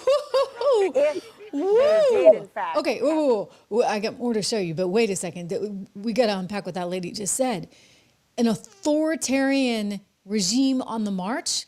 It's an invasion by an authoritarian regime on the march. Okay, of course, on MSNBC or Ms. Now, whatever they go by these days. Ouch. So this is how they're characterizing it. This is part of their talking points. And that's actually, believe it or not, doing okay for them in the polls. Meanwhile, I showed this in yesterday's show, but I want you to see it again. I had to play it twice because I was like, wait a second, did he really say that? The CNN anchor asked this state representative, would you be okay if people actually have arms and like they're taking up arms and they actually have weapons and they're going after ICE in that way? And listen to his answer. This should frighten everyone. If they did, in fact, have some sort of weapons to use to attack the ICE officer, would that change your opinion of whatever unfolded next? Actually, no, right? No, I don't care. You got weapons, go for it. Okay, we got a problem. Because our law enforcement officers are now being put in tremendous jeopardy, and they're scared. That's why the Renee Good thing happened. Because when you look at the tape, and we watched that together in the premiere show, remember, frame by frame, and what did we see? She gunned the gas. She put her, pedal to the metal, as they say. And he was really frightened because, by the way, he had just had a bad situation just a few weeks earlier where he had been in the hospital. We've also learned, Fox reporting just this week, that he suffered some internal injuries and was hospitalized for that as a result of this particular episode. So look, the guy was scared. But wouldn't you be? I mean, look at what's going on. They broke into a federal agent's car where this federal agent had a locker filled with weapons, and they tried to take the weapons. I mean, this is insanity. The video we're looking at is coming to us from Nick Sordo. And by the way, just kudos to all the citizen journalists out there and independent journalists that are getting all of this video and information. And thank goodness for the freedom that we now have in the media, that we can bring this to you, because otherwise you might not be seeing this. But these people are going after this locker filled with weapons, and you can see the just kind of rage that they've got. I mean, I don't know how else you would characterize this. And they fortunately were not able to get that thing open, but it leaves you asking the question, what would happen if they had been able to? So see them trying to break in with hammers, etc. So this is important to just think about, because on the night that this is happening, simultaneously you got a state lawmaker out there telling CNN, hey, it would be okay. I'd be okay with it if they had weapons. So what exactly are these people trying to gin up? I think we know. I mean, I'll just say it, right? This is like a civil war type thing. I mentioned a few times in history that a president has had to call for the Insurrection Act. Gary's metal detecting. Good to see you here today. I would just say, because this show is live, by the way, so I see all your chats and appreciate the generosity as always. But I would just say that in light of the president saying it's been used many, many times before. I can tell you the big times would be Rodney King, 1992, and then you go back to 1957 with Eisenhower. I'm thinking about 1963 with George Wallace and Alabama, and the need to integrate the schools there. In other words, there's a duty that the federal government has to being able to ensure the safety and indeed the potential for prosperity of all of these citizens all over the country. And if you've got one state in particular that frankly is stealing from everybody else, and they've got all kinds of fraud going on and nobody's willing to prosecute it, well, that's when the feds have to step in. You couple that together with the violence that we're seeing on the streets right now, and that is a recipe for the Insurrection Act. And the reason why it's a big deal is because everybody harkens back to Lincoln using the Insurrection Act, which actually kicked off the Civil War. So nobody wants that, or at least I don't want that. The president doesn't want that. People don't want that unless I guess you're a Dem. Because they're so crazed right now. They're so far off the reservation that they're actually out there saying, yeah, you know, I'd be okay with that. If somebody took up arms, suddenly they're like pro Second Amendment. What the heck is going on, ladies and gentlemen? Meanwhile, Greg Bovino, he runs, he's the temporary head of Border Patrol right now, or interim, I should say. He told Fox, yep, I can confirm that was a federal law enforcement officer's vehicle that they stole those weapons from. And it points to how dicey the situation is on the ground right now. We want to bring in Greg Bovino, the Border Patrol chief, who I just mentioned is on the ground there right now. Greg, welcome to you. Thank you for joining us. Please do share with us what's happening there and describe the situation. Sure, Sandra. The situation there at the federal building, the Whipple building, quite active protests out front at the building, and there have been some recent arrests made. Some of those protesters and rioters, they want to block the road, make it difficult for federal law enforcement to do its job. So they're being pushed out of the road, and if they don't move, they're being arrested. Hey, Greg, it's John here. We know that it's been an awfully busy couple of weeks for you there in Minneapolis. We see the resist flag in the footage that we were looking at, although our camera has just gone down. Don't know why. It could simply be a battery, and we'll probably be back up again. But that's echoing the words of the governor of Minnesota last night, who said that people should go out and resist ICE. They should take their cameras out with them and film everything that they're doing. This idea, though, of holding protests right in front of the federal building, right where ICE is, the confrontation between the protesters and ICE, is in your mind, is that the way that people should be protesting ICE's presence, or should they have an area where protesters make their voices heard but avoid direct confrontation? Sure. No one wants direct confrontation, John. We respect the First Amendment rights of anyone to air their grievances. We just ask those grievances to be aired civilly and not with violence. And that's where it seems a lot of these individuals cross the line, whether they're at the Whipple Federal Building or otherwise, is because they're encouraged. We've said this many times, Sandra and John, they're encouraged to step over that line and, as you say, resist. And that is far and apart from exercising the First Amendment right to freedom of speech, freedom of assembly. You see, they're being encouraged to defy law enforcement, to prevent the feds from being able to enforce the law. They are encouraging the citizens of Minneapolis to, quote unquote, fight back. And this is reaching a level, sort of a volume that is not sustainable. And what they're hoping is that this will cause ICE to go away and for it all to end. They want this to be ground zero. But I don't think it's going to go away. And you know what? It can't go away. Not in light of what we've discovered with $9 billion being stolen from the American people. And lawmakers looking the other way. That's why it can't go away. So victims' rights, you got to think about the victims in this situation. They are the other people in Minneapolis that aren't out there taking to the streets. We ran a short the other day on the Trish Regan Shorts feed, and it was a young woman from Minneapolis saying, hey, you know what? We're not all crazy out here. It's just that they've been dominated, politically speaking, by this group of people, Ilhan's peeps, right, who have come here with maybe the intention of having a better life. And it sounds like, hey, $9 billion later, like maybe they're really getting it. These are the allegations, of course. And in the case of the Feeding Our Future scam, it's true. I mean, these people were stealing millions and millions and millions of dollars from you. And so there are victims in all of this. The people of Minnesota that weren't engaged in this, and the rest of America. Not to mention, you got to protect the property of the people of Minnesota. I mean, I want to give you an example here. I mean, they are so rabid right now in Minnesota that they're going after anyone in an SUV. God help you if you're driving an SUV. This poor guy found out the hard way. He's a member of the media. So typically the cameramen, they still get the big cameras. They don't really need them. They could take much smaller cameras, but it's a network thing. They like having their big cameras and their big equipment, and they get the big SUV with the equipment in the back. And all of a sudden the protesters target him? Come on. I mean, this is just telling you how crazy it's all gotten. And again, how rabid these people have become. I want you to see a clip.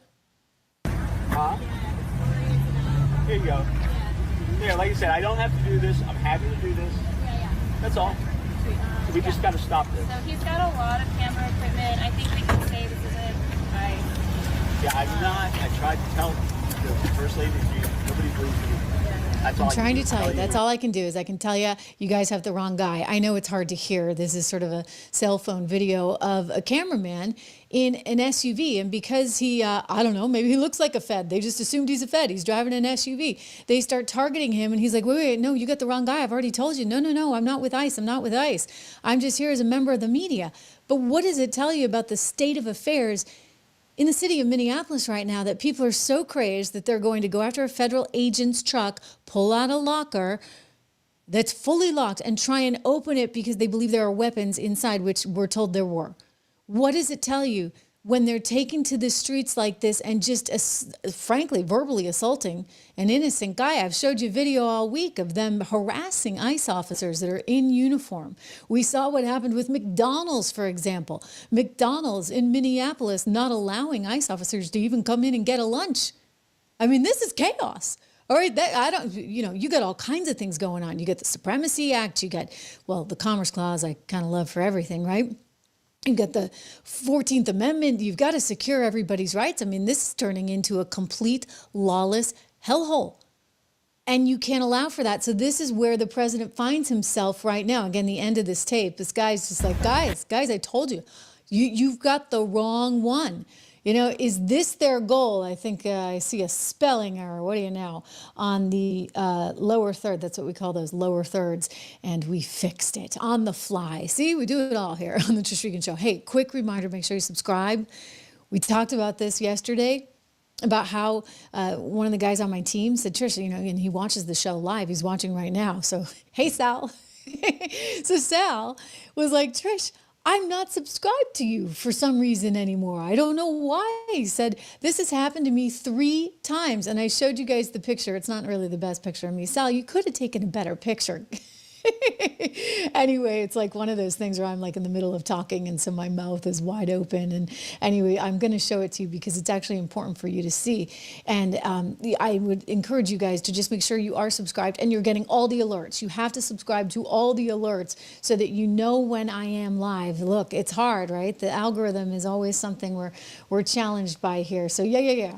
Okay, like I said, not the best picture, but it serves a purpose, okay? So that was me earlier this week. We were talking about Pam Bondi being on very thin ice with the President of the United States, and she still is. I mean, look, I know she got the Pentagon leaker put in jail, apparently, because that guy was, like, giving secrets to the Washington Post reporter. It's like some low-level person. It's had top security clearance and was getting information on what we were about to do in Venezuela and like leaked it out. It's really, really awful stuff. Anyway, she did secure getting him in jail, but there's a lot of stuff, let's face it, that she hasn't done that we're all frustrated by. And I know I saw in one of your comments, you're like, paging Pam Bondi. I think I put it up on the screen. When we think about how little she's done thus far in everything, whether it's Letitia James, whether it's James Comey, whether it is, Russia, whether it is the Hunter Biden crime family that's been alleged, right, with the money that may have been going. I mean, we know it was going, right? He was making $600,000 a year for a board job. Like, nobody's even heard of that. It's absolutely insane for a now defunct energy company that was completely corrupt. I digress. Pam does that to me. I like her, by the way. I really do like her. I just get a little frustrated with where we are. And that's why they're actually appointing a separate prosecutor.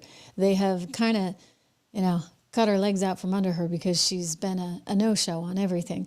And so now they're bringing in someone separate to run the prosecution specifically for all of this fraud that's going on nationwide. But look at that bell. It has a line through it because none of those alerts are going off. So I encourage you to just double check and make sure you're subscribed and make sure that you hit the bell for all alerts. Pam Bondi, I don't know what to tell you. I think that Jeanine Pirro would like your job.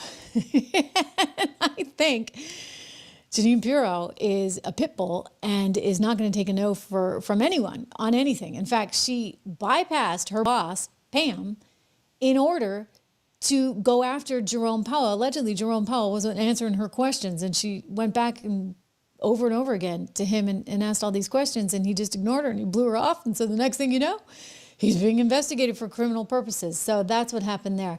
And she did not ask Pam Bondi if she could do that, nor the Treasury Secretary, nor anyone. She just went rogue. That's Pirro for you. Judge Jeanine, all right, never underestimate her. And Pam, if I were you, I'd definitely not underestimate her. Meanwhile, Tom Homan, our border czar, is like, we need to expose these people. These protesters that are skipping work because they think it's a good idea to hit the streets and go out and protest. We need to let everybody know who they are. In fact, you know what we can do? We can try to make them famous. And that's exactly what he appears to be looking at doing. Tom Homan making it really clear that he's willing to call out everyone. Yeah. I want to show you an excerpt from his interview with Laura Ingraham last night. He basically says, we're going to dox you, all right, for lack of a better term. Watch out. You guys may want to wear your mask now soon, too. Here he is with Laura. When Governor Walz said for citizens to track ICE, film them, and record their, quote, atrocities for future prosecution. And then you hear the Philly police chief, looked like a comedy sketch when she was up there, talking about, oh, we're going to, we'll arrest ICE if we have to. We'll arrest the agents. If you come into our town, you're going to get arrested, essentially. I'm paraphrasing. What's your response to them tonight? Well, the Philly sheriff, she's proven she's not too smart. I mean, you're not going to use the supremacy clause. If you interfere or impede ICE officers, I don't care if you're wearing a badge or not. You just committed a felony. So we're going to continue doing this job. And these people who want it, you can protest. They have that right. But when you cross that line, and we've proven it, if you interfere or impede or assault an ICE officer, you will be prosecuted. I didn't mean to cover him up. Anyway, he's such a good guy. So he's like, yeah, you can't do that because you're now impeding law enforcement. And you know what? We're going to do something about this. We're going to make sure everybody knows that you are impeding law enforcement. Everybody who's arrested, it's going to be out there. Watch. When Governor Walz said for citizens to track ICE, film them, and record their, quote, atrocities for future prosecution. And then you hear the Philly police chief, looked like a comedy sketch when she was up there, talking about, oh, we're going to, we'll arrest ICE if we have to. We'll arrest the agents. If you come into our town, you're going to get arrested, essentially. I'm paraphrasing. What's your response to them tonight? We're going to create a database where those people that are arrested for interference, impediment, assault, we're going to make them famous. We're going to put their face on TV. We're going to let their employers in their neighborhoods, in their schools, know who these people are. Because as you said, a lot of these people, they say they're taking time off work to protest. I bet you a lot of them are calling in sick. I bet you a lot of their employers don't know what they're doing. But we're going to make sure everybody knows who they are. We're going to broadcast. They want to broadcast the ICE officer that was nearly killed all over the internet. We're going to broadcast every one of these people we arrest. Wow. Okay, so he's serious about that. And hey, if you're arrested, you're fair game, right? They're going to put your face out there and your name out there. And I don't think your employer is going to like it if you did indeed call out sick so that you could hit the streets. Look, you've got residents that are living there. There's a duty for the federal government to protect those residents that are getting caught up in this craziness, right? Because they deserve to be protected. You saw the guy, for example, that's a member of the media and he's just driving around in his SUV and they're ready to pound him. You've got people that are living alongside. Did you see all the homes? That was a residential area where the people pulled that locker out of the federal agent's truck. again, a residential area. And so there's a duty there to actually make sure that people are protected. And, from a violence standpoint, from a protection of life and property standpoint, all of these things are incredibly important. And this is what the federal government has to come in and do. And so as we go into the weekend right now, and you can anticipate that they're probably flying the protesters in, right? There's professional protesters.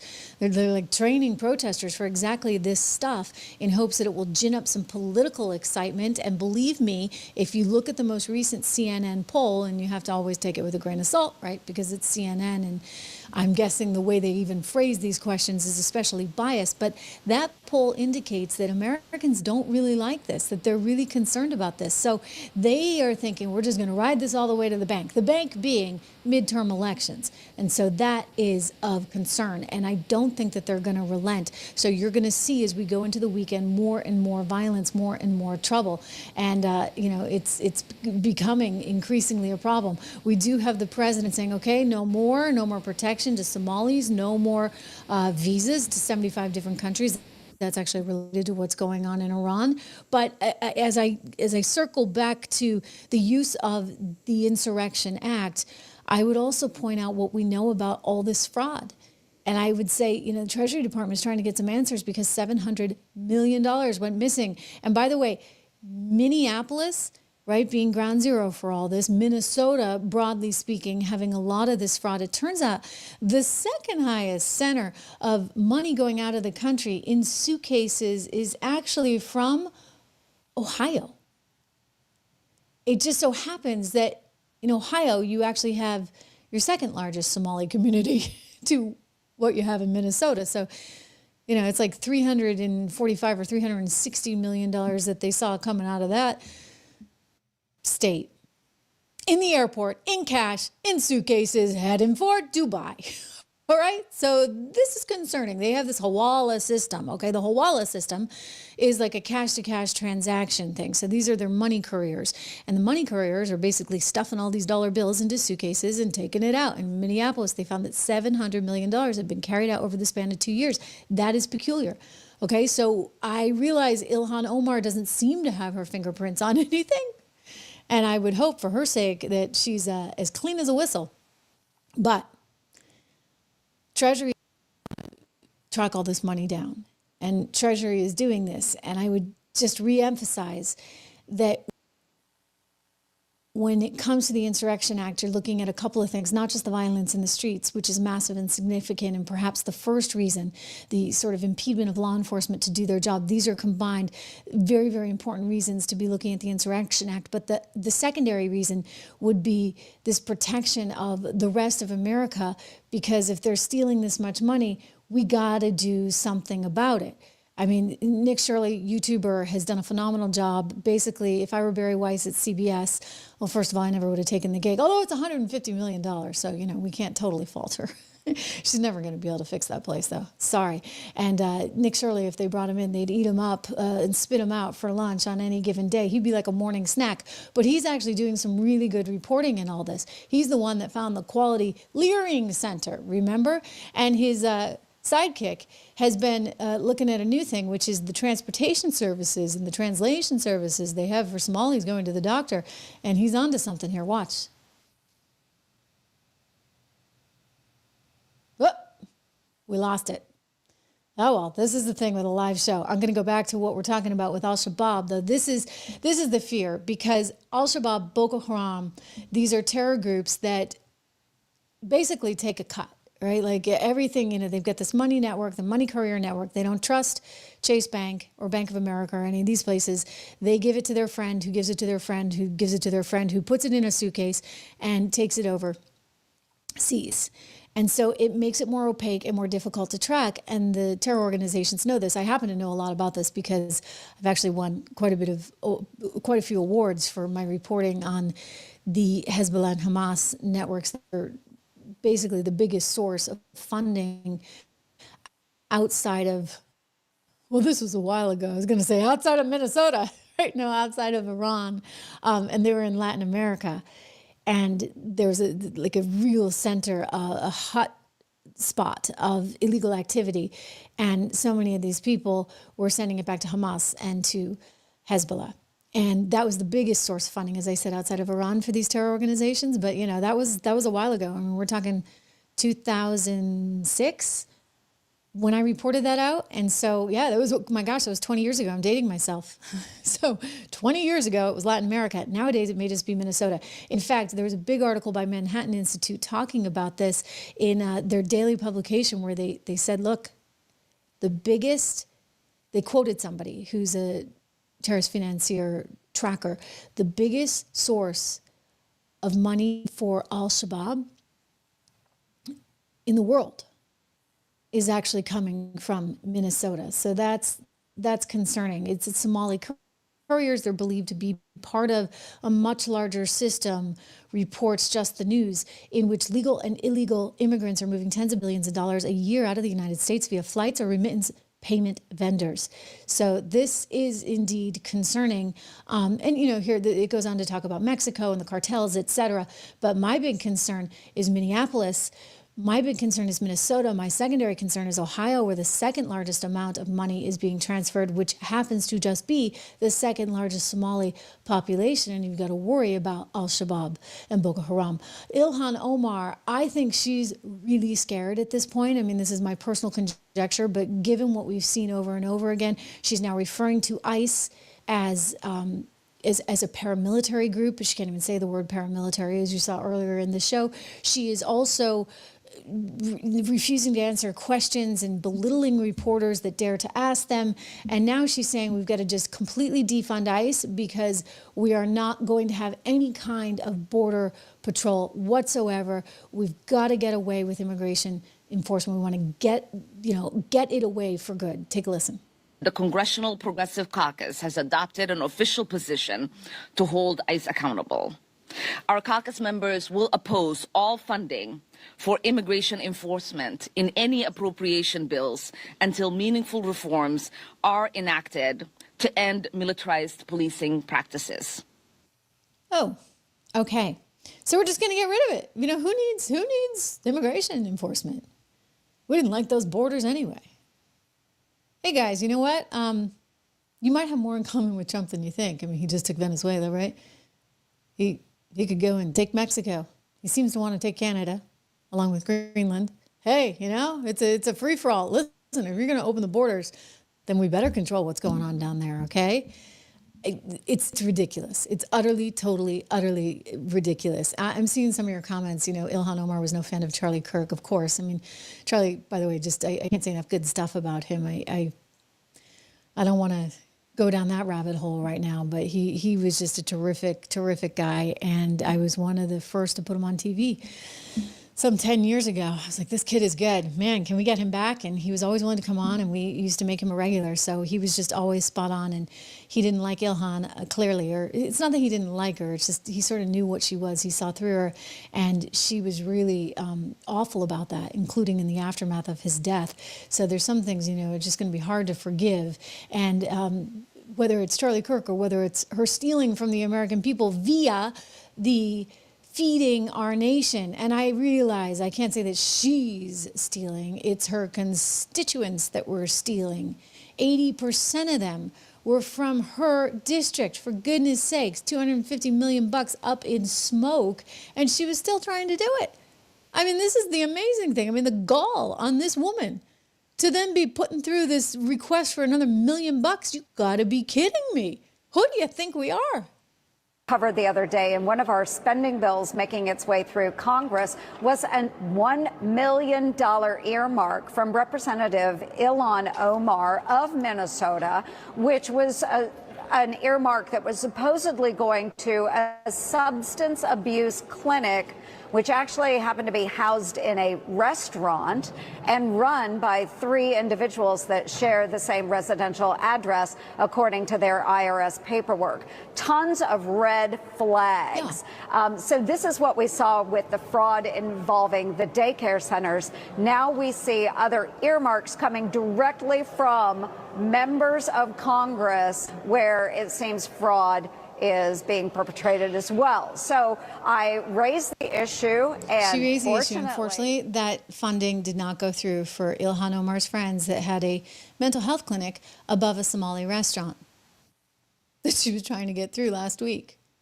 You can't make it up, right? You cannot make it up. Well, I'll tell you, Besson's onto her. Besson brought down the Bank of England. I think he can bring down Ilhan Omar, Timmy Walz, and Keith Ellison, the AG of Minnesota that was apparently caught on tape trying to promise protection for the fraudsters. Yeah. Following the money, there are evidently some disturbing tapes of AG Ellison in meetings with people who donated to him, them calling for political favors to stop the investigations. So we'll see. But again, I don't want to get out ahead of the investigations. It's going to be very methodical. And Chris, I can guarantee you, when the bear trap snaps, we're going to get these folks. And again, we're going to follow the money, whether it's over the two counties here, in Minneapolis, St. Paul's, or whether it's to East Africa. And there's tons of luxury properties, cars that have been bought over there. And he's going to find every stinking one of them. Did you hear that, Ilhan? So I don't know what you did. I'm not suggesting you did anything. But I have questions. Guarantee you Besson does too. A lot of questions, and this guy doesn't mess around. In fact, we know he doesn't mess around because he made sure that Pam Bondi wouldn't be the one prosecuting all of this, right? They're getting a special prosecutor. And meanwhile, Ilhan Omar getting referred to the ethics committee by one James Comer because it's really suspicious how she went from no money to $30 million. I mean, her husband also had no money, and then suddenly $30 million. How does that happen? I ask you, what do you think? Comer has his suspicions. You said this week that Minnesota Congresswoman Ilhan Omar was, quote, at the top of the suspect list. Can you elaborate? Well, we have to disclose annually our financial statements. And, I think it's public knowledge what the salary is for Congress, and it's been the same. I've been here 9 years. It's been the exact same, $174,000 for 9 years.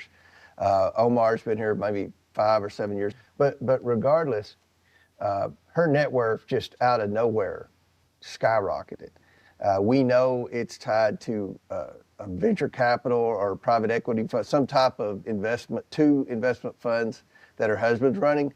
We have a lot of questions about where the money came from. How do you make that much in fees in a short period of time? Is the Congresswoman Ilhan Omar, is this a case that could be referred to the Ethics Committee? Absolutely. The Ethics Committee's sole purpose in life is to investigate members of Congress. Will you refer her case to the Ethics Committee? Absolutely. And I think that there are going to be a lot of members that will encourage the Ethics Committee to take this up because it's just a simple question. It shouldn't take very long. One little session with the Ethics Committee, with basic questions, how did he amass this much money? And then if they're not satisfied with the answer, then they can certainly get those financial records. Our thanks to Catherine Herridge, her show Straight to the Point, for that interview with Comer. Yeah, she's going to be in the hot seat. Really and truly in the hot seat. Again, because, as recently as last week, she's still trying to look out for her friends, the Somali restaurant owners who had an addiction group. Now, I'm not saying, I have to be careful here, right? Because they're innocent until proven guilty. But I'm saying it's certainly suspicious in light of everything. Guys, we weren't born yesterday. You got a Somali restaurant group where apparently they got an addiction center upstairs, separate offices. You get to eat and go get some treatment all in one thing, except you probably weren't getting any treatment, right? That's the whole problem here. It's just somebody's making off with a whole lot of money. And we need to find out how. And we need to find out whether Timmy, Minette, and Ilhan Omar had anything to do with that, or any money was going through the Hawala network to go back overseas to buy her some fancy stuff. Besson's going to find out. Believe me. Generation Hope. My, you know what? Generation Hope. I mean, you got to hand it to them. They got clever names for these things, right? They've figured out the gravy train, haven't they? Bessent, like I said, is on it. And he knows exactly what this is about. Hear him with Laura. Right. So we're lowering that to 3,000. Oh, good. And we're also targeting the 2 counties here. And we're going to do enhanced surveillance.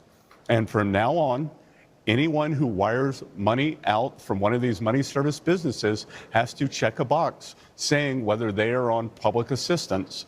And if you are on public assistance, we are going to start pushing that you cannot wire money out of the country. Oh, gosh. So what if they lie and they don't tell us for public assistance? Well, then That's a crime, lying out of federal form.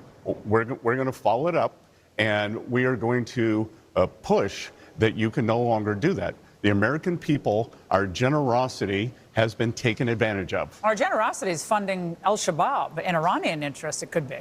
Well, the money. I mean, this is really bad. The money is supposed to go for alleged asylum seekers and their families and children. And if you are wiring the money out of the country, one of 2 things must be true. You are getting too much money and your benefits should be cut, or you are part of this conspiracy. Where did that money come from? We're going to find it out.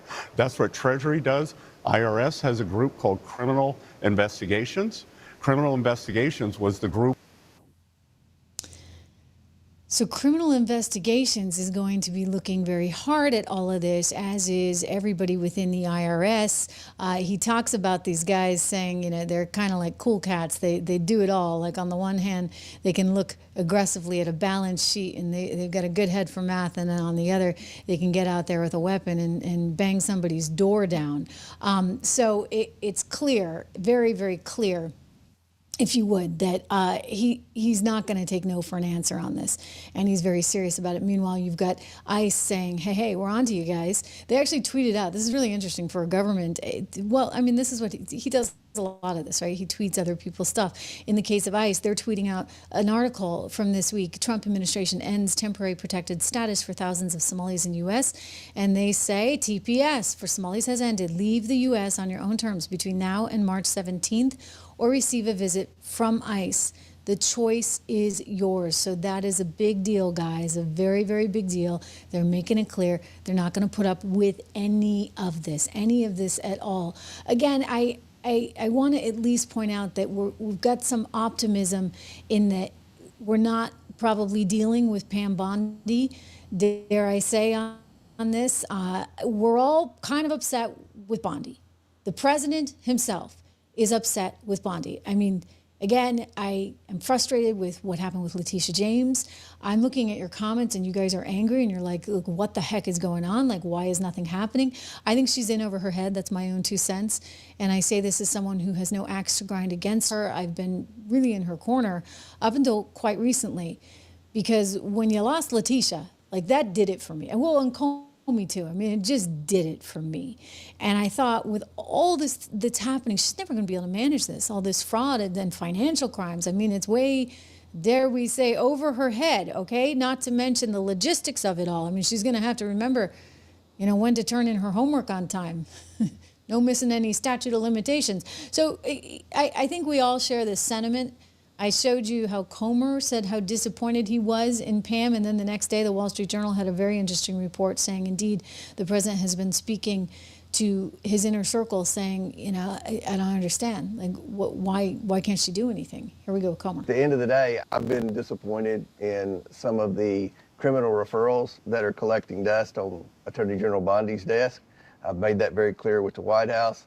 I'm hopeful that we'll see some action soon on, the criminal referrals that range everywhere from Dr. Fauci to the Biden family influence peddling scheme. So we've got that. But now with respect to Minnesota, I'm very confident the Department of Justice is going to make several more requests. They've already made several arrests, dozens of arrests down there, and they're working on dozens of prosecutions. But that's the tip of the iceberg, and the Department of Justice knows it. Homeland Security obviously is down there. You've got the Department of Ag looking at some of these food programs. So I think everyone in the Trump administration, HUD, all the different agencies are serious about apprehending these fraudsters. So you're confident there will be arrests and criminal charges brought in Minnesota in 2026? Absolutely. Back to the Justice Department. has the Justice Department done enough? Well, I would like to see more. I'm an optimistic person. I believe that they're working very hard, and I know the president has a lot of confidence in Pam Bondi, so hopefully they will be more successful in prosecuting some of these people that we've provided congressional evidence that have broken the law.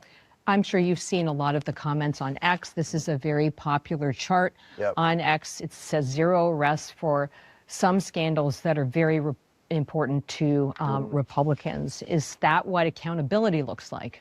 Listen, that's the biggest complaint of every Republican on the House Oversight Committee is there haven't been enough arrests. Now, some of these, some of those issues, I don't know, it's going to be hard to arrest people.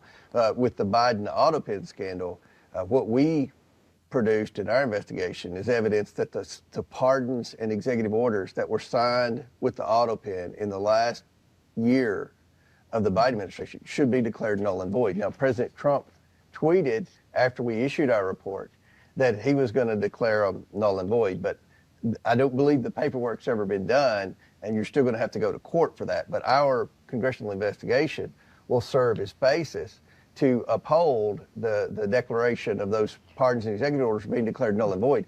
Someone from the Department of Justice just has to take it to court. Okay, so someone from the Justice Department has not picked up the ball yet. Nope. It appears that way. Nope. Okay, well, that must be frustrating. Very frustrating. Yep. Very frustrating, okay? Very frustrating, not just for James Comer, but for yours truly over here on the Trish Regan Show. I mean, it's almost embarrassing. Like, I'm just going to tell you that, guys, because you feel like a fool, right? You feel like, I'm like, you know, Letitia's going down, Letitia's going down, Letitia's going down, we thought she's going down, and then all of a sudden, you know, they had the indictment, and then poof, it's gone. It was dismissed without prejudice, so they ran it back in. But frankly, I'm guessing that they just didn't quite have the case together the way they should have. And I would just say, if you're Pam Bondi, why aren't you overseeing this a little bit better? Why don't you have your A-team on all of this? And then they missed the second indictment, and they went back for a third, and they missed that. So I don't know if they're ever going to get her on the alleged mortgage fraud that was going on in Virginia. I don't know if that's ever going to happen. I mean, maybe you'll get her on something in New York. Maybe you'll get her on the violation of civil rights and justice for, you know, going after President Trump for purely political reasons. Of course, that's what she alleges he's doing to her. Right? Funny how that works. But to try and sue someone for what she got. I mean, that was the judge's settlement. Think about that. I mean, that was an enormous amount of money. I mean, I've never seen anything like that. Right? For Letitia James is going to decide how much Mar-a-Lago is worth. That thing was, that the whole case was absolutely insane. So yeah, she should be gone after for that. And you should take a look at that brownstone that she has in New York, where she apparently said it only had 4 floors instead of 5 because it qualified her into a different bracket for mortgage purposes, tax purposes, etc. I mean, I get a lot of questions with this woman. I really do. And I think if you sniffed around, you'd probably find some stuff. But they had some stuff, okay? And they even had an indictment. And then Pam's office somehow screws it up. So Donald Trump is like repeatedly now saying to aides, like, what the heck? And he's privately criticizing her. I mean, even Susie Wiles, who's his chief of staff, told Vanity Fair, yeah, Pam really whiffed that one. And she keeps whiffing. And I think it's because she is not... She's not, oh, how do I say this? She's like not a real lawyer. I mean, she's a politician who likes going on TV, who's very much a kiss up to the president. I mean, I've got good sourcing. I think Bongino was like, see ya, like, I don't need this. At one point, a source close to Bongino told me it was right down to him or to Pam. And like Cash was ready to leave too, because she was throwing everybody under the bus. Remember Miss I have the files on my desk? She brought in all those influencers people I know, I mean, they were really upset because, you know, she apparently thinks they're a bunch of fools. She's going to like hold up a shiny toy and say, you know, I got it. Here you go. You guys are getting the first stuff. And they're like, wait a second. None of this is new. None of this is interesting. And so the president is finally coming around to what I think the rest of us have seen. And maybe he just didn't want to admit. The big story this week in the Wall Street Journal being that this month Trump had talked with allies about how he could appoint special counsels at the Justice Department because he is so frustrated with what he sees as slow progress of its work. Yeah, and guess what? He did, right? Because when it comes to Minneapolis fraud, Pam Bondi can't handle this one. No. Pam Bondi can't handle much. Certainly not $9 billion in fraud coming out of the state of Minnesota. Certainly not possibly $600 billion in fraud that the Treasury Secretary said the GAO is estimated nationwide. And that is why J.D. Vance made this declaration. Is we are creating a new Assistant Attorney General position who will have nationwide jurisdiction over the issue of fraud. Mm-hmm. So he's going to create all these silos. And I would say, you know, at this point, I'm a realist. I think you kind of have to. I wish they had done this 7 months ago because it's clear she couldn't do the gig. And you probably need somebody in there that's a little more sophisticated, that has run a big op, right? Like a big shop like Jones Day or something, because they work with the Republican Party a lot. I think Sullivan and Cromwell out of New York is doing some work with him as well with the White House. So maybe get somebody who's run a whole slew of lawyers and knows how to manage them. And maybe you need somebody like Pirro too, who's just kind of, you know, willing to go a little rogue, as we saw when she went after the forgive me, not the Treasury Secretary, the Federal Reserve Chief. Oh my gosh. Heedless of backlash, right? So she's one brave customer. And she just went, you know, guns blazing, straight ahead, and is really, you know, taking it pretty serious. He apparently overspent by some $1 billion with the construction project for the Federal Reserve historical buildings. I guarantee you, Jerome Powell probably has no clue. Like, he wasn't running the project. I don't think he was like personally profiting. I want to be like measured here. I think Janine was probably just really ticked off because she asked repeatedly. She went on Fox and she talked about this, actually, her former employer, mine too. And she talked about this and she said, look, I was, you know, I asked. And like the third time, like, you're just going to ignore me?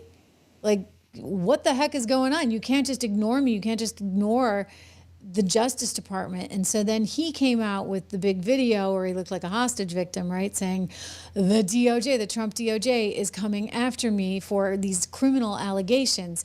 And so I think it just kind of sped up and it kind of got out of control. But she did this without asking anyone. Scott Bessent, not too happy about it, of course, right? Because heck, don't forget, you know, we invest in U.S. Treasuries. People all around the world invest in U.S. Treasuries, and you want them to keep on investing in U.S. Treasuries. But at some point, they sour on us if they think we're basically no better than a banana republic. And that's the fear here. And, you know, Scott Bessent, clearly not happy. You know, who else wasn't too happy? Jamie Dimon. But, you know, whatever with Jamie. I think Scott, you got to listen to, though. You should. And I think Trump is. But he really doesn't like Powell. I mean, he really doesn't like him. And I've also announced that the U.S. government is purchasing $200 billion of mortgage bonds to bring down mortgage rates, and it's had a huge impact. It's already started.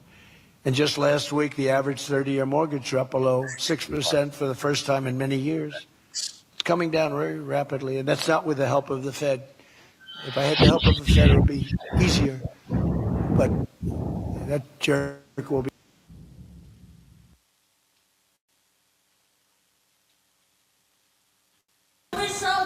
Should you sell it? Well, you've got the alternative is they take it. So, I mean, no offense to your fine military.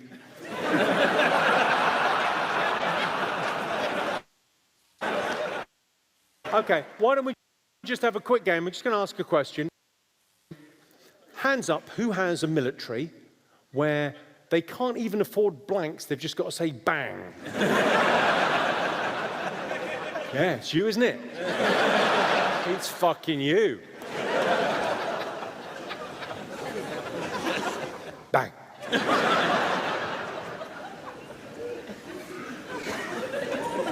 Yeah, Greenland's got. Well, you sold them the American Virgin Islands, right? Yeah. You sold them that, and what'd you get for that? How much? 25 million for the British Virgin Islands. Okay, who's the negotiating team? What? We didn't put the fucking autistic boy on the case, did we? Want the? So when was this?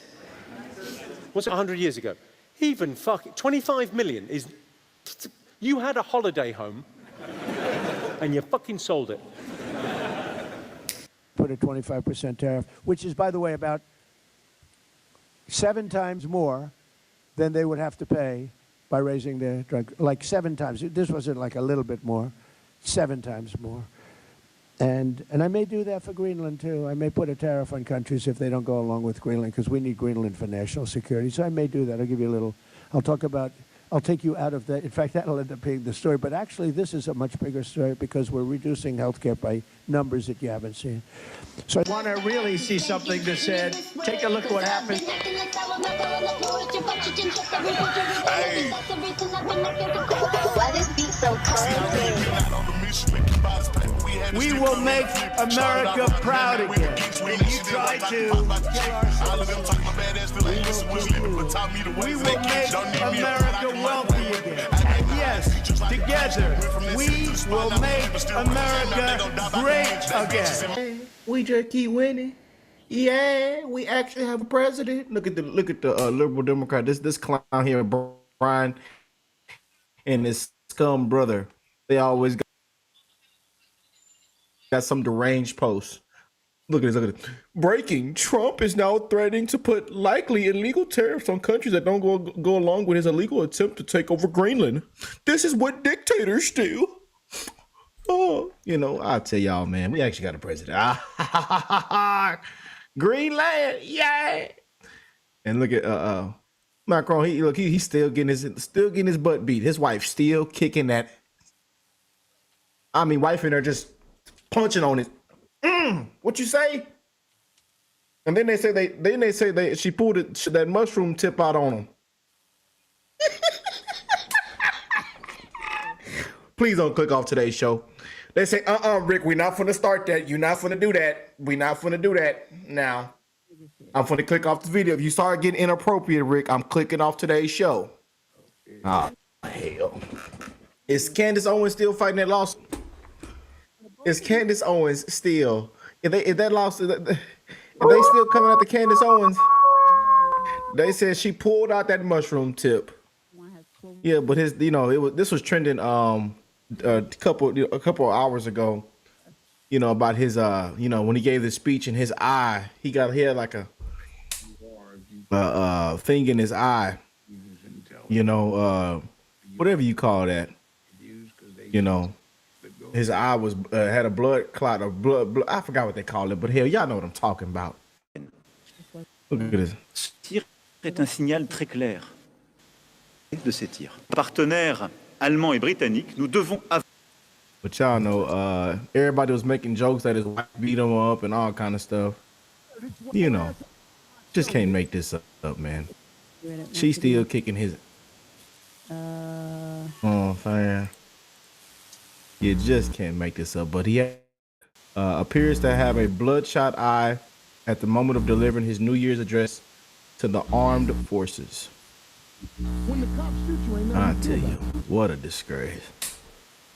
You just can't make this up, man. But eye is blood red during his military address, where he urged Europeans to obtain weapons like Russia's. Décider de la Russie, nous saisir de ces nouvelles armes. But he should have already knew the wife comments were coming. He should have already knew. Let's get into this, man. Threatens Trump on Greenland, then this happens. Oh boy. French President Emmanuel Macron just made the biggest mistake of his political career. And it only took other countries about 5 seconds to expose exactly how ridiculous it is.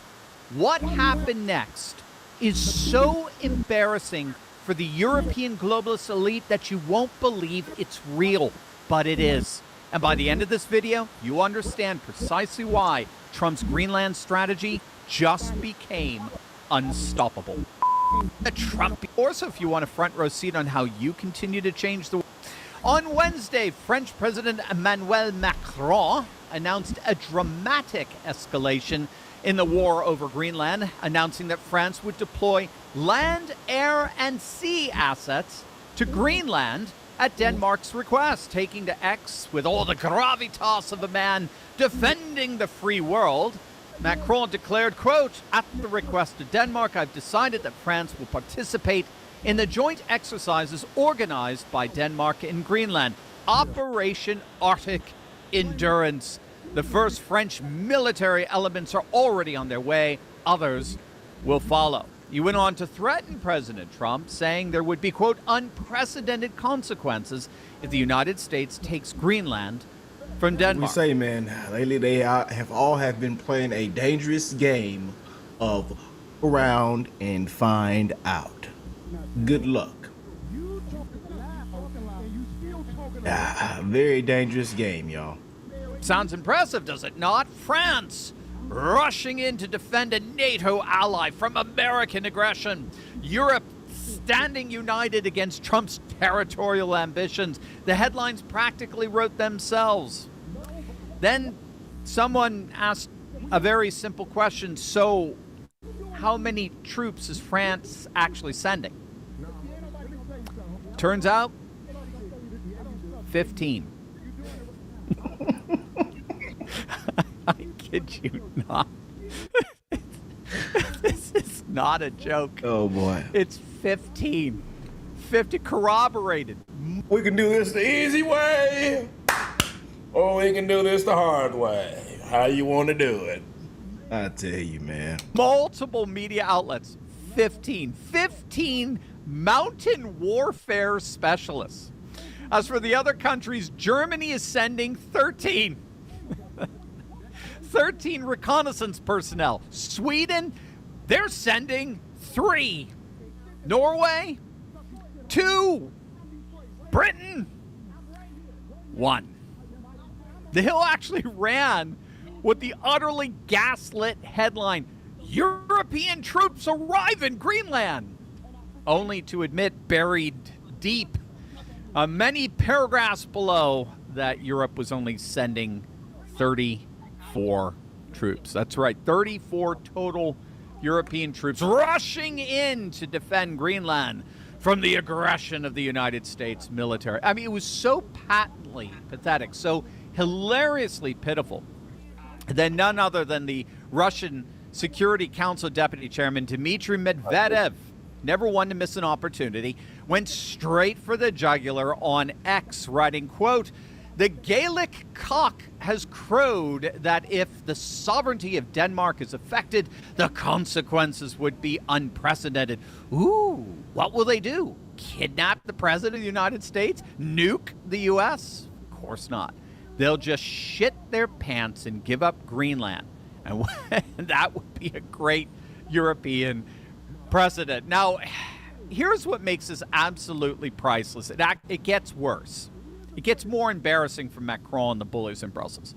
The entire European deployment, this massive show of force that Macron is so proud of, is happening, as you heard in his tweet, under an operation called Arctic Endurance. Sounds official, right? Sounds like a long-planned NATO exercise that's been on the books for months. Just one problem, it's not. Defense News did some digging and discovered something extraordinary. Quote, "Operation Arctic Endurance does not appear to have any publicly communicated start or end dates, very atypical for NATO exercises, which are usually communicated well in advance. There does not appear to be an online record of an operation by that name being publicly discussed prior to January 14th. Yeah, that's yesterday. A search of the NATO website similarly returned no results. In other words, this operation, this supposedly official NATO operation, it didn't exist until 24 hours ago. It didn't exist until the exact moment an exasperated Denmark needed a cover story for begging Europe to help them stand up to Trump. They literally had to make it all up on the spot. And at the exact same time, this absolutely embarrassing show of pathetic weakness was on display. The Danish foreign minister with other Danish diplomats met with Vice President J.D. Vance and Secretary of State Marco Rubio. The meeting lasted about an hour, and when the Danish team emerged to face reporters, they looked like they had just been run over by a freight train. It was quite clear. Yeah, it's called the Trump train, right? It was quite clear to them, to everyone, that President Trump was absolutely intent on the United States taking control over Greenland, and there was frankly nothing that Denmark or those 34 European troops could do about it. Trump is not backing down. In fact, he's only turning up the pressure. Respected. Well, we're going to see what happens with Greenland. We need Greenland for national security, so we're going to see what happens. They're going to brief me on the meeting right after this conference. In fact, the sooner I get you out, the faster I'm going to know exactly what happened. But we have a very good relationship with Denmark, as you know. We'll see. But, we're doing the Golden Dome. We're doing a lot of things, and we really need it. If we don't go in, Russia's going to go in, and China's going to go in. And there's not a thing that Denmark can do about it, but we can do everything about it. So what on earth is actually happening here? What's really going on with the European elite and Greenland? Well, that's exactly what we're going to find out. But first, there are bombshell revelations coming out that are absolutely ripping the mask off deep state corruption. Venezuela's former intelligence chief just exposed Maduro's narco-terror network allied with China, Iran, Russia, and Hezbollah, looting trillions while evading sanctions. In a direct letter to President Trump, he alleges corrupt U.S. politicians, diplomats, and CIA officers took millions to prop up the regime. Gang, those exact same corrupt tentacles are strangling our financial system today, manipulating fiat money and quietly draining hardworking Americans' retirement savings to bankroll their radical globalist schemes. President Trump is leading the counterattack, establishing a strategic Bitcoin reserve, making America the crypto capital of the world, and opening retirement accounts to crypto aid is investing billions. America would fly directly over Greenland. Trump is intent on setting the ocean. When we look from above, as it were, from the vantage point of the Arctic, we can really see in many respects an entirely new world. Northern Greenland, along with Alaska, lies in the shortest route between Russia and the continental United States. Russian ballistic missiles or bombers targeting America would fly directly over Greenland. Trump is intent on setting up Park's Golden Dome missile defense shield in Greenland as part of America's northernmost military installation, along with missile warning systems, satellite tracking, and space surveillance that feed directly into U.S. homeland defense. Beyond missile defense, Greenland controls what's called the GI-UK gap, the maritime choke point between Greenland, Iceland, and the UK, which is critical for monitoring Russian and Chinese submarines entering the Atlantic. As the Arctic ice melts, new shipping lanes are opening, transforming what was once a frozen barrier into a contested trade corridor. Russia's heavily militarized the Arctic with bases, icebreakers, and submarine fleets, while China, actually declaring itself a near-Arctic state, is investing billions in Arctic infrastructure and the Northern Sea route with Russia. The economic stakes are equally enormous. Greenland holds massive reserves of rare earth minerals that are essential for smartphones, electric vehicles, advanced weapon systems, and renewable energy technology. Now, currently, as we speak, China controls 90% of global rare earth processing capacity. 90%, giving Beijing coercive leverage over Western economy militaries. Accessing Greenland's minerals would break China's monopoly and secure America's technological supply chains. All this means that Trump's push for Greenland isn't impulsive, it's strategic realism. With the death of the old liberal international order and the institutional protocols that govern that order, a new world order is rising. A world of civilization states where great power blocks like Russia, China, and India are more and more staking their claims within their own sovereign civilizational and geographic spheres. And that is precisely what President Trump is doing here in the Western Hemisphere. As climate change unlocks Arctic resources and trade routes, Greenland will determine who dominates the 21st century's most strategically vital region. And Trump understands that in great power competition, geography is destiny. And Greenland's geography makes it America's next strategic. European elites have been blinded by the fact that the old liberal globalist order is dead. The world is changing, and they've been caught completely flat-footed for all the world to see. Macron can send in all the mountain specialists he wants.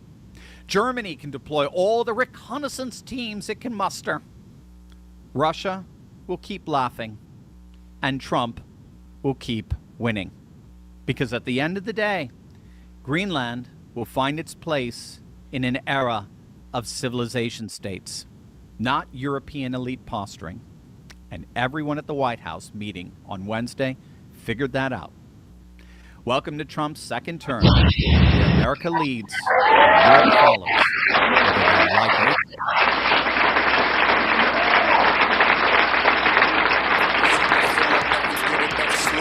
Tuesday's the one day. Feels like a Sunday, and if it wasn't for one day, I wouldn't even notice. Wednesday's the hump day, get you out the slump day. Thursday's the day before that bread, so you pump day. Friday's the next direct deposit. And now it's the weekend, and you didn't realize it. My 2 days off. I get my 2. I get my 2. I get my 2 days off. My 2 days off. I get my 2. I get my 2. I get my 2 days off. My 2 days off. I get my 2. I get my 2. I get my 2 days off. My 2 days off. I get my 2. And then when I was talking about it during reaction to this that went viral, they was like, "What the judge say? Ask the judge what he think." I said the judge don't give a shit about no nigga shit. But people kept asking. Negro stuff, anyway. Negro stuff, buffoonery, right? But both of these guys here are podcasters, and they have, one of them has over 1 million subscribers. The other one has close to it, but they have multi-millions views, right? Very popular in urban podcasting. Actually, it seems the more effective you are if you cross Friday's the direct deposit. Now it's the weekend, and you didn't realize it. My 2 days off. My 2 days off. I get my 2. I get my 2. I get my 2 days off. My 2 days off. I get my 2. I get my 2. I get my 2 days off. My 2 days off. I get my 2. I get my 2. I get my 2 days off. My 2 days off. I get my 2. Oh, okay, no, that's wait.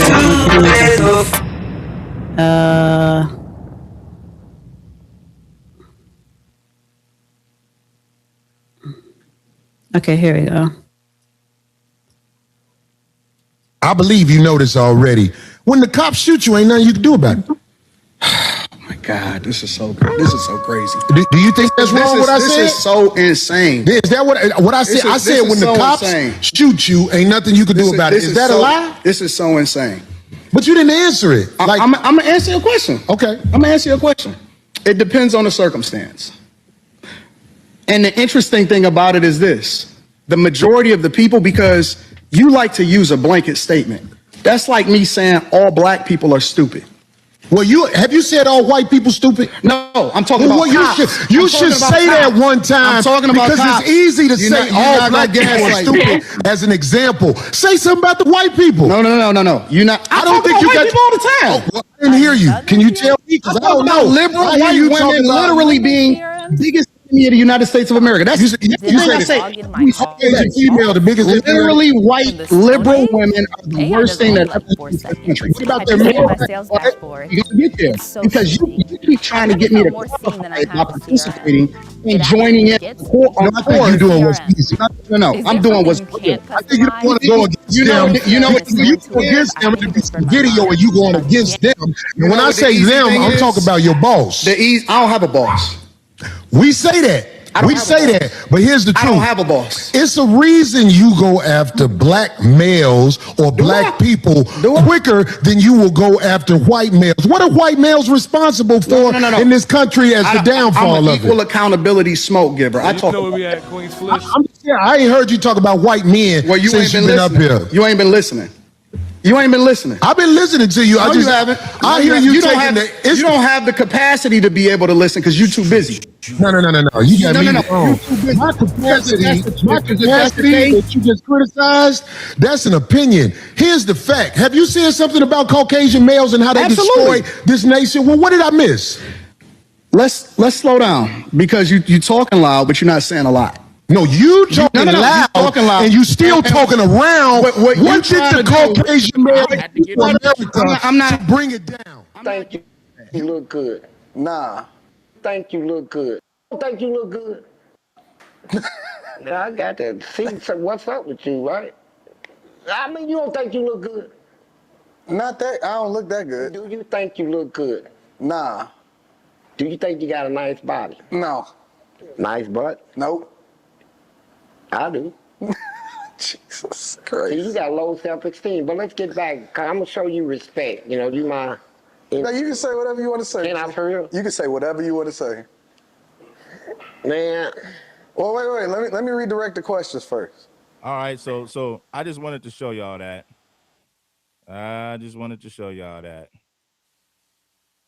You know, I said, bro, I warned him. I said, so I'm a there match. you go, man. There you go. Now it's crazy. Energy. So okay, you told them that beforehand. If you told them that beforehand. Call it what you want. I don't do no sucking, you say a lot of shit. So yeah, if you were listening to a little bit, let me ask, since you're up here, what's your perspective after everything that transpired? I don't do no dick sucking. I'm gonna respect you because it's your platform, and I flew out here to have a conversation. We good. But you're not bossing up on me. Yo, we good. I did already. I don't do dick we can put sucking the microphone right now and go on my back. I don't give a fuck about this shit. Homie, you just running your mouth. I'm not running my mouth. You running your mouth. I don't do you no doing dick this shit for sucking the shit. internet. You doing it for the internet. Now, if you want to say your time, no, hold on. If you want to I'll say show you I ain't doing it for the internet. If you want to say Anton, listen, don't disrespect me like that. If you want to say Anton, don't disrespect me like that. I'll respect you. But don't boss up on me because you said a lot of shit to me. Not like somebody that I don't fuck with either, but I let that shit ride because you don't know me. You don't know me. So I'm going to extend the same respect. because I think that, you know, I don't want to be muted. I don't want to be removed. I don't want to do none of that, right? So he said, yo, I want to have you on the platform. He called me because we got some mutual acquaintances. He called me. Cool, but I take that shit as a threat. Okay, well, it is a threat if you calling me dick sucking. I don't dick suck, my nigga. Man, fuck what you talking about. I don't dick suck. If you want to get back to the conversation,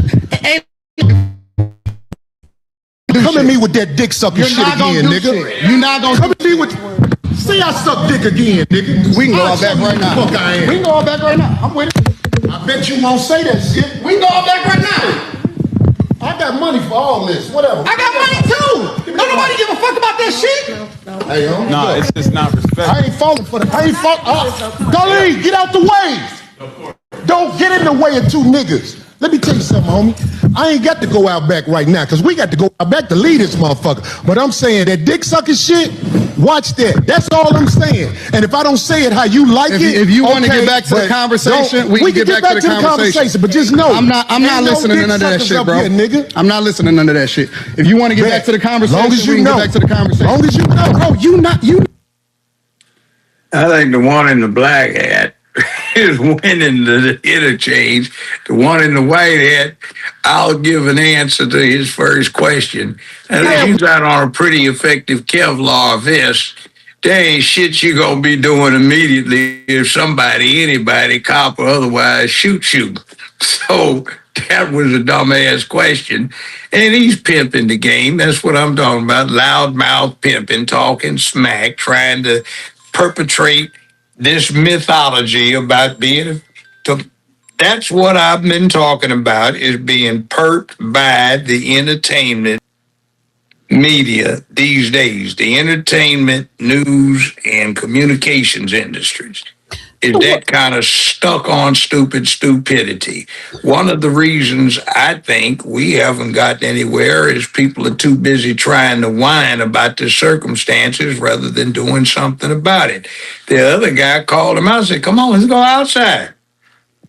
Where nobody has to look, we can do it on. But the other dude, he ain't gonna go anywhere, and he started the mess. He started talking about, hey, you know, somebody's paying you. And the other guy said, no, that ain't right. But you the one just making your money talking this stupid nonsense to agitate the people who are too foolish to understand the foolishness you're talking about. Don't you think when he basically said, oh, you suck dicks of black people, that was disrespect? No, it was deserved. It was called for, and that's exactly what he's talking about. The dude in the white hat does look like he does that. If not literally, then figuratively, because that's what he's doing. He's pimping the negative sentiments of what he perceives to be his viewing audience. I think both of them are pimping. Well, one of them is apparently trying to say, hey, stand up for yourself. It ain't all about all these evil demon white folk, you know. It's about what are you doing in response? And he's talking about... You know what I said? I said, listen, I really don't care because both of them ain't do nothing. If you about it, if somebody said to you something disrespectful, and I said, I kind of sided with Corey. Corey is the guy with the white hat. And the only reason why I kind of sided with Corey is because you invited this person in your house and they're disrespecting you. You don't go in somebody's house disrespecting them. However, you come in my house. You don't disrespect anybody who's your guest either. Right. But here's the thing, though. If you disrespect me the way Corey felt like he was disrespected, it's two things. I'm going to tell you to get the F out, or you're going to be whistling first, and then I'm going to tell you to get out. But I'm not doing all this. Both of them was doing too much of this. Well, I'd give the other guy in the black hat this. He didn't back down. He didn't flinch. He maintained eye contact. He said, okay, let's go outside where nobody's looking. Come on. He should have went out. I would have went outside. Yeah, but that means there's a fight that's about to happen. But then when he said, well, say it again, and he didn't say it again. Well, the problem is, but see, that's that high school crap, junior high school crap. Yeah, but see, when you call the guy out, the guy in the black hat called him out. He said, you suck black dick. That's what you're doing. And that's exactly what is going on here. He's pandering and pimping to the black crowd or the Negro crowd in order to get views so he can get ratings and whatever followers or whatever he's trying to do. If somebody said to you, you suck black dick, what would you have done? Would you knocked him the fuck out? But I mean, it's not knock somebody out. I would have just taken it like, okay. Wait. Let's back up. We'll see. Wait, stop. I'm not talking about you at your age now. I'm talking about you at their age and some black. Okay, well, I mean, we wouldn't have. See, the point is, at my age, closer to theirs, you had to have a lot more credibility than either of them in order to get a platform to say anything. What would you have done? First off, that's never happened to me, so, you know. What would you have done if it did happen? It didn't. What would have been your first reaction? I don't know.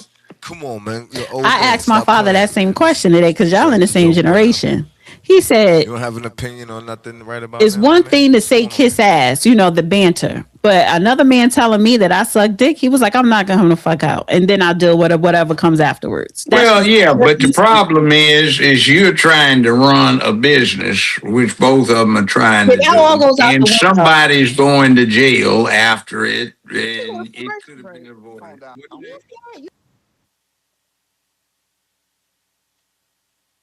Because it ain't no fucking, it ain't nothing amicable, and that's when I'm like, all right, well, look, I got up. Like, all right, I guess we about to shoot the fade outside. Yeah.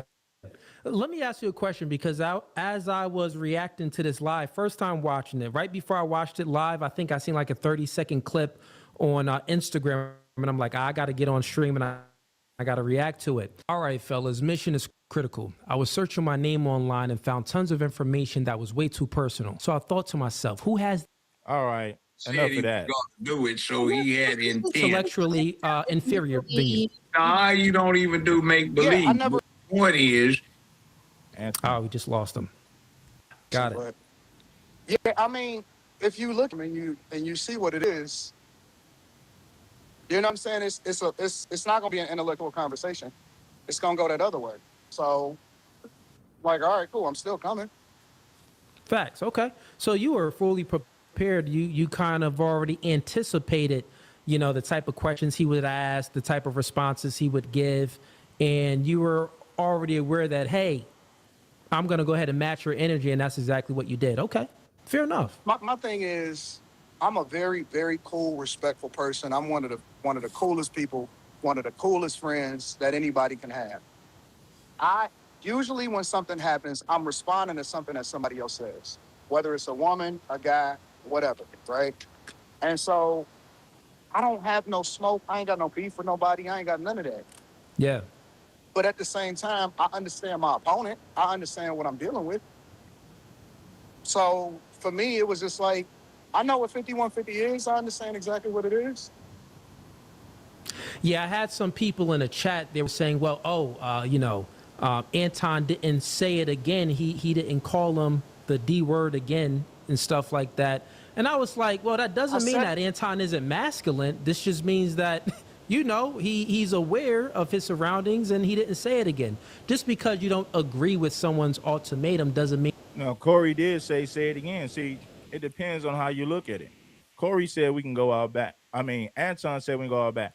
Corey said, say it again. Corey was saying, hey, I don't need to go out back. Call me a D sucker again, and you're going to see what's going to happen. And Anton, what I said? So insane. Is that what I said? I said when the cops shoot you, ain't nothing you can do about it. Is that a lie? This is so insane. But you didn't answer it. I'm going to answer your question. Okay. I'm going to answer your question. It depends on the circumstance. And the interesting thing about it is this. The majority of the people, because you like to use a blanket statement. That's like me saying all black people are stupid.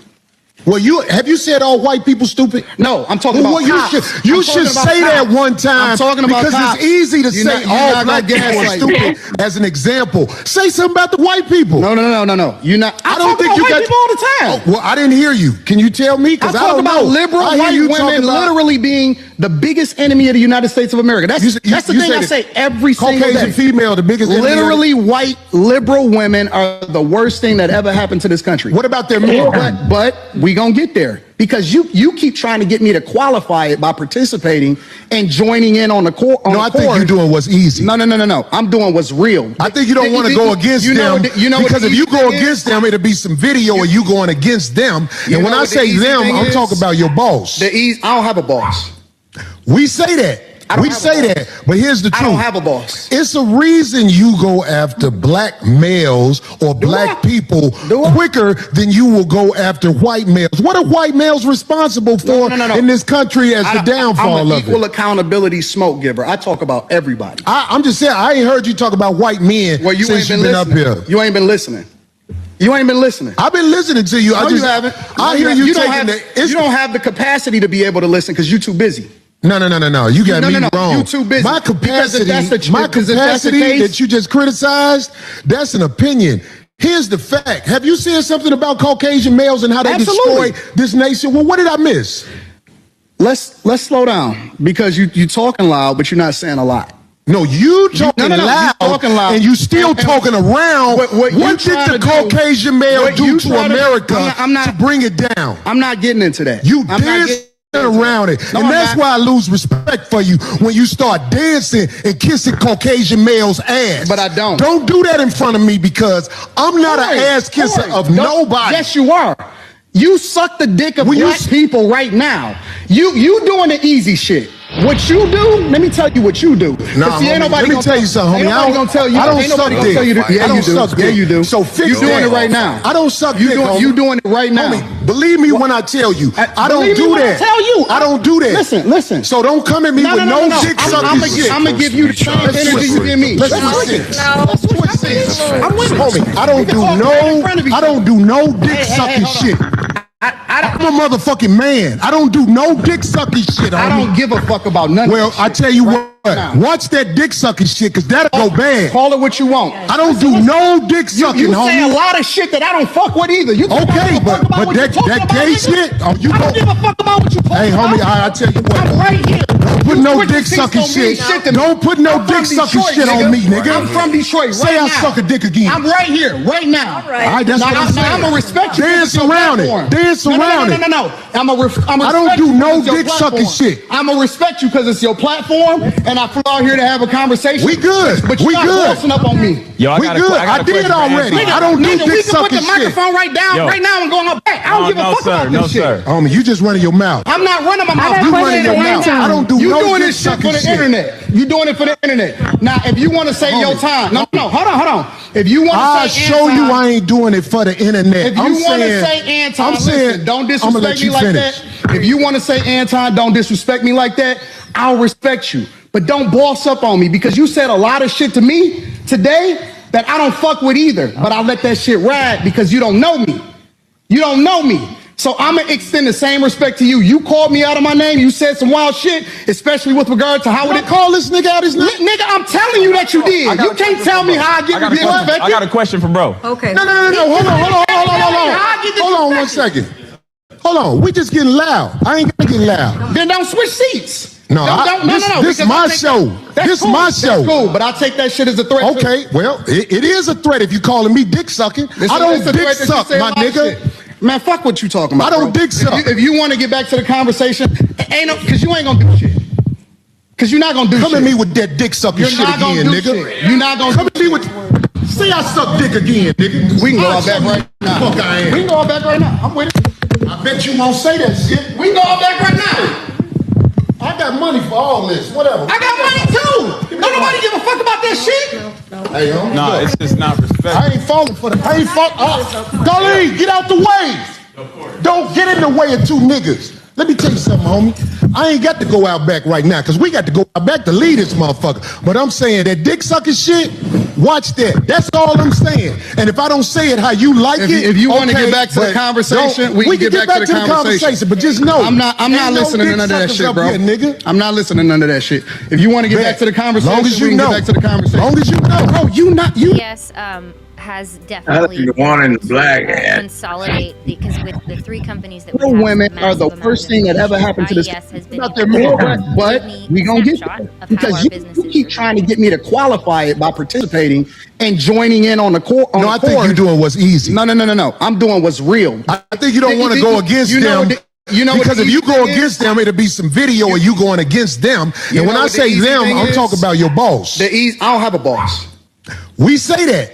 We say that, but here's the truth. I don't have a boss. It's a reason you go after black males or black people quicker than you will go after white males. What are white males responsible for in this country as the downfall I'm an of equal it? accountability smoke giver. I talk about everybody. I'm just saying, I ain't heard you talk about white men well, you since ain't been you've been up here. You ain't been listening. You ain't been listening. I've been listening to you. You haven't. I hear you taking you don't have the capacity to be able to listen because you're too busy. No. You got me wrong. You too busy. My capacity, Because if that's the case- that you just criticized, that's an opinion. Here's the fact. Have you said something about Caucasian males and how they Absolutely. destroy this nation? Well, what did I miss?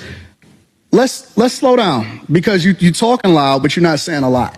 No, you talking loud, you talking loud, and you still talking around. What did the Caucasian male do to America to bring it down? I'm not getting into that. You dancing around it. No, and I'm that's not. why I lose respect for you when you start dancing and kissing Caucasian males' ass. But I don't. Don't do that in front of me because I'm not an ass kisser about it. No, and I'm that's not. why I lose respect for you when you start dancing and kissing Caucasian males' ass. But I don't. Don't do that in front of the Caucasian male What do you to try to- America I'm not- to bring it down. I'm not getting into that. You I'm not getting dancing into around that. it. No, and I'm that's not. why I lose respect for you when you start dancing and kissing Caucasian males' ass. But I don't. Be careful shitting on me because I feel like you talking shit again. I'm not talking shit. I'm telling Be careful. I'm telling you. You shitted on me to my face, but that shit will lead to some danger. Would we please stop the Trust me. The tough talk. I got security. You got security. Ain't Homie, nobody I doing ain't got shit. security. Them my people. Cool. Them your Yo, what's up? This bruh man from the fifth floor, and you tuned in to Forgotten Kings TV. Listen, y'all. Things almost went left on the 5150 show late last night. For those who may not know, Corey Holcomb had Anton Daniels on the show, and quickly things escalated after Corey challenged him on some of his talking points in regards to white people in the industry. All right, it seemed as if Anton, went hard on his own, but when it was time to criticize white men specifically, that's when Anton started to move a little different. You get what I mean? One thing led to another, and before you know it, Corey and Anton are face to face, similar to Zoe and Ari Spears. For those who remember, a couple of years ago, several years ago, because time is moving. But listen, y'all, we're going to check out these clips so y'all can hear and see exactly what was said and done. And then I'm going to give y'all my take afterwards. All right? Like I said, I'll make sure to leave the link in the description so y'all can check out the full reaction between Corey Holcomb and Anton Daniels. All right? And, you can see exactly what everyone is talking about because, man, it could have went there, to be honest with you. And thankfully it did, but it got very heated. So like I said, let's play these clips. I got 2 clips for y'all we're going to check out. And I'm going to give y'all my take because, man, this was crazy. Make sure to like, share, subscribe if you haven't already. Also, hit that notification bell so you can get the latest uploads as soon as they drop. But like I said, enough with my yapping. Let's get straight to the clips of Corey Holcomb and Anton Daniels' heated exchange that took place last night on the 5150 show. All right? All right, y'all. Let's get right to it. I'm gonna answer your question. Okay. I'm gonna answer your question. It depends on the circumstance. And the interesting thing about it is this: the majority of the people, because you like to use a blanket statement. That's like me saying all black people are stupid.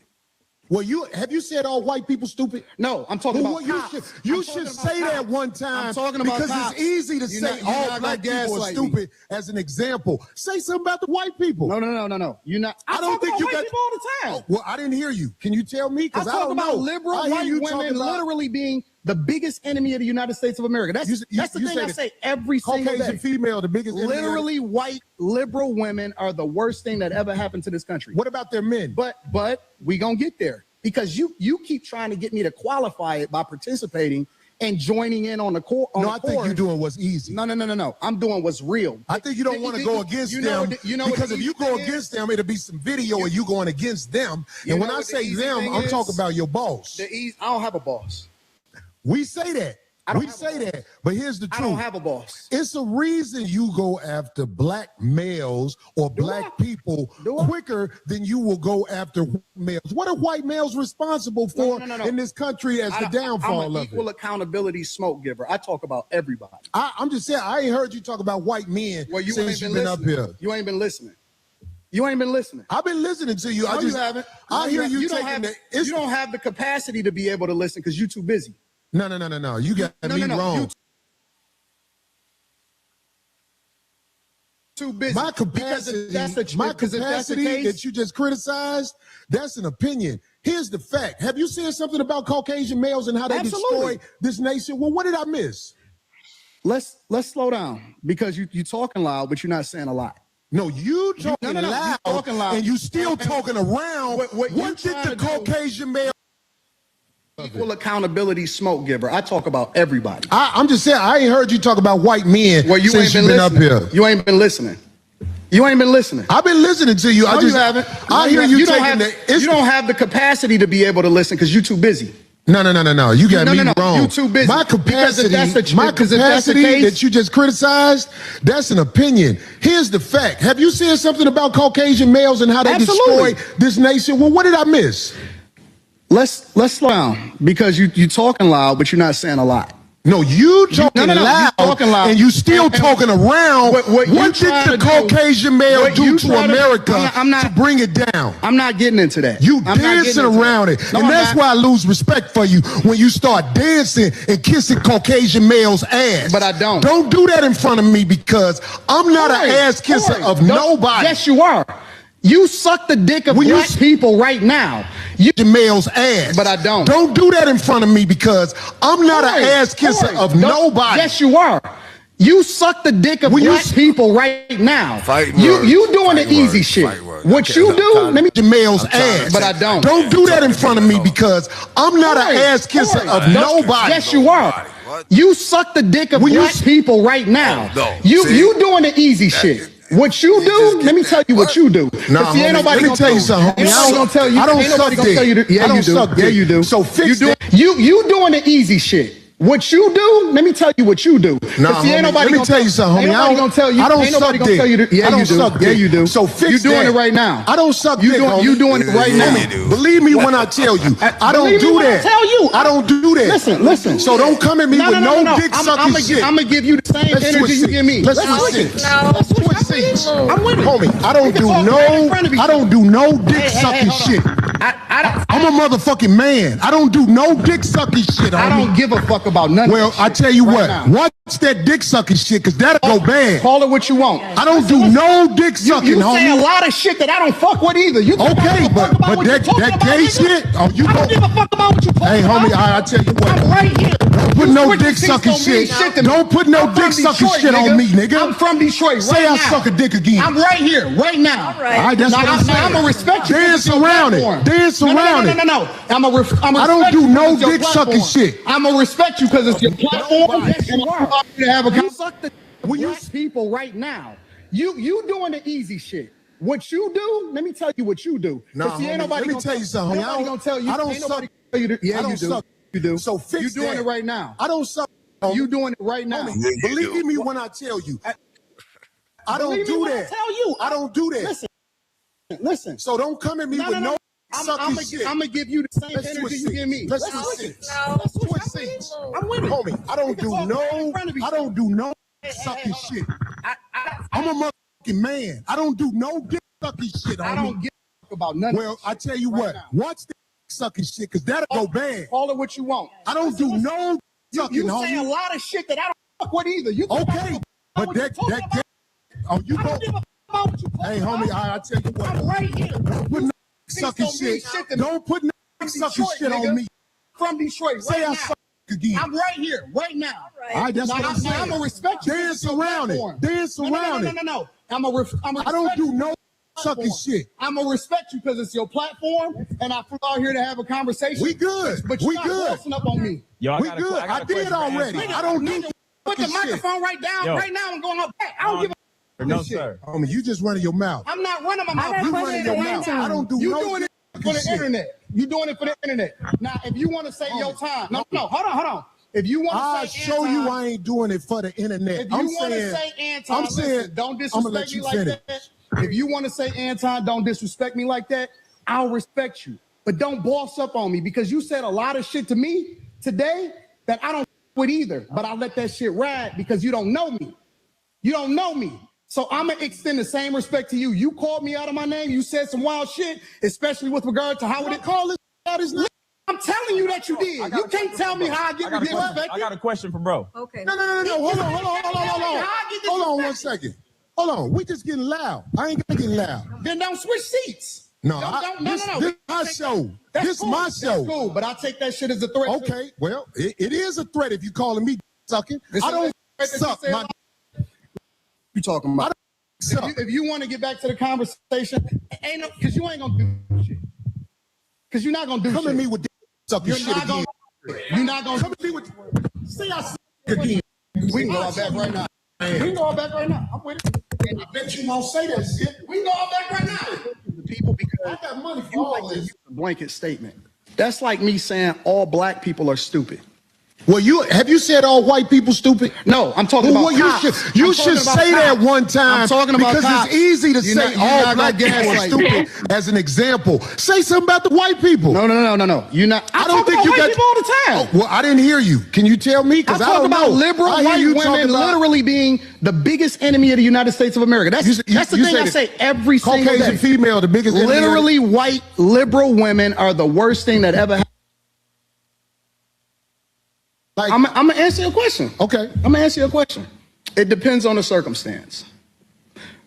And the interesting thing about it is this: the majority of the people, because you like to use a blanket statement. That's like me saying all black people are stupid.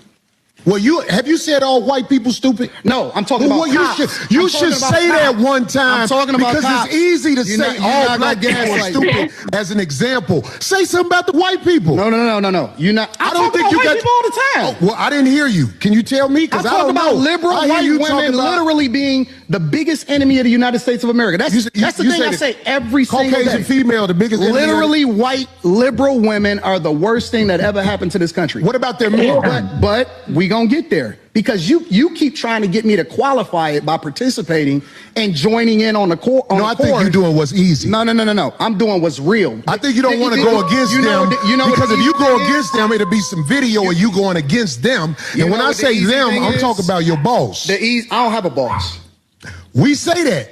We say that, but here's the truth. I don't have a boss. It's the reason you go after black males or black people quicker than you will go after white males. What are white males responsible for in this country as the downfall I'm an of equal it? Accountability smoke giver. I talk about everybody. I'm just saying, I ain't heard you talk about white men since you've been up here. You ain't been listening. You ain't been listening. I've been listening to you. No, you haven't. I hear you taking you don't have the capacity to be able to listen because you're too busy. No. You got me wrong. You too busy. My capacity, that you just criticized, that's an opinion. Here's the fact. Have you said something about Caucasian males and how they destroy this nation? Well, what did I miss? Let's slow down because you talking loud, but you're not saying a lot.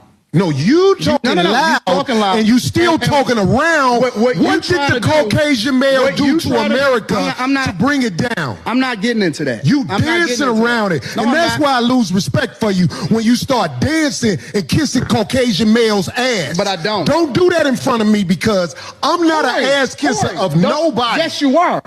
You suck the dick of black people right now. You doing the easy shit. What you do, let me tell you what you do. Nah, see, let me tell you something, homie. I don't suck dick. Yeah, I don't you do. suck dick. Yeah, you do. So fix You're doing that. it right now. I don't suck dick, homie. You doing it right now. Homie, believe me when I tell you. I don't Believe me do when that. I tell you. I don't do that. Listen. So don't come at me with no dick sucking shit. I'm gonna give you the same energy you give me. Let's switch seats. Let's switch seats. I'm with it. Homie, I don't do no dick sucking shit.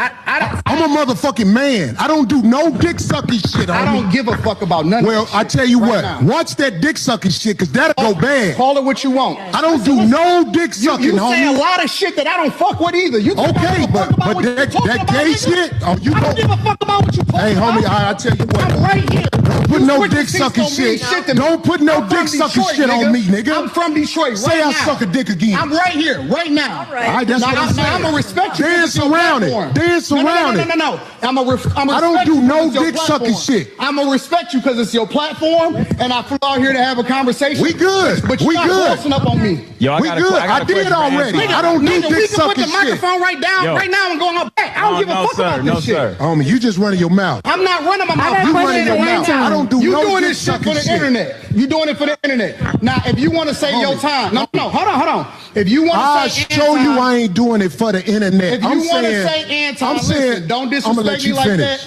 that. If you want to say anti, don't disrespect me like that.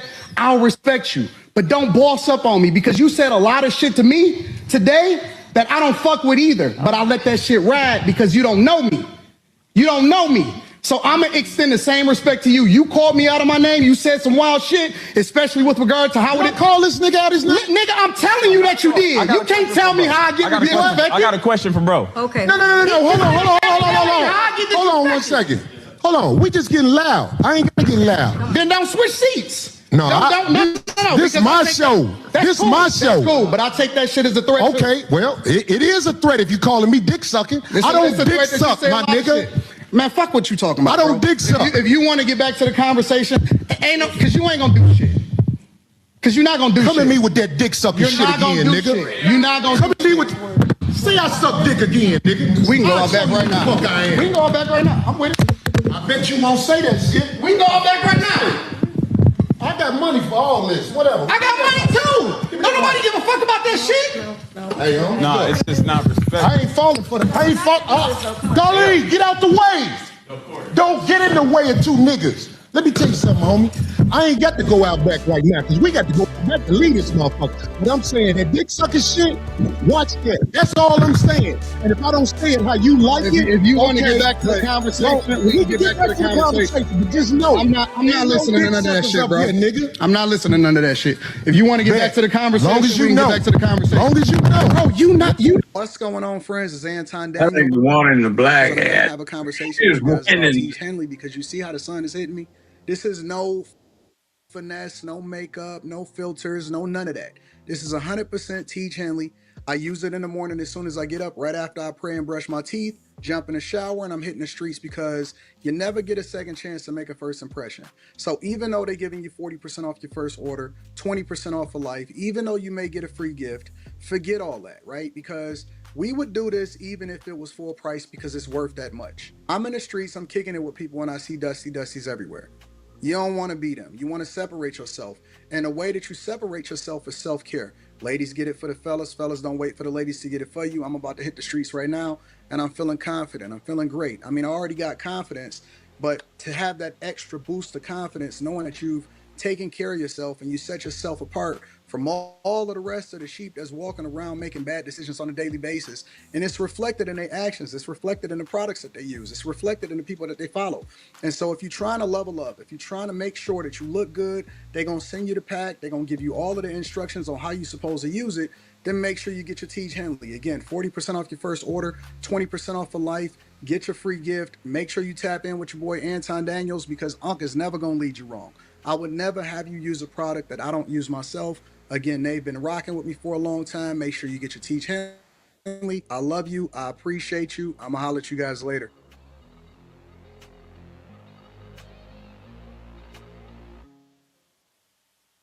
What's going on is Anton from AntonDaniels.com. I appreciate you guys for continuing to rock with me.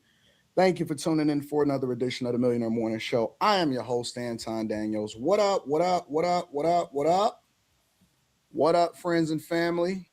Man, I didn't get off the live streams till like 4 or 5 o'clock in the morning. Because, you know, I was kicking it with everybody. Shout out to Yuck Mouth. Shout out to a bunch of different people that wanted to kick it about the whole situation. So instead of doing a regular show, because I feel like I would be robbing y'all if I did a regular show, because I already know the whole show, y'all going to be asking me what's going on, what is it, whatever, blah, blah, blah, blah, blah. You want to hear it direct from the horse's mouth. So we just going to talk about this maybe for about an hour, and then I'm going to get off, and then we're going to do regular shows on Saturday and Sunday and for the rest of the week. So Thursday through Sunday is we going to just straight up stream. You know what I'm saying? Instead of taking the weekend off, we just going to stream. And I'm going to give y'all what's happening in real life. So I'm out here in Los Angeles, and I've been out here for a long time. So what's up with y'all? What up? Let me see. You was totally expecting that, hearing it from you first. Didn't think it would go well, but not like that. Let me read some of y'all super chats and stuff, and then we're going to get into it, and I'll tell y'all what's really happening. Why I wake up this morning and find out Anton made Corey sensitive. Godson says, Chicago native Corey fan, but last night was an example of why everybody can't move with us and why one's community shouldn't be selected by race, but by character and value. Blaming white people keeps you stuck. I'm going to address all of that. Do y'all need me? Because, I mean, y'all seen it, right? Do y'all need me to play it? Or do y'all want do y'all need me to narrate what was going on? Oh my God, this is so crazy. Do you think that's wrong what I said? Let me see something real quick. I just want to check something. I said when the cops shoot you, ain't nothing you can do about it. Is that a lie? This is so insane. But you didn't answer it. Like, I'm gonna answer your question. Okay. I'm gonna answer your question. It depends on the circumstance.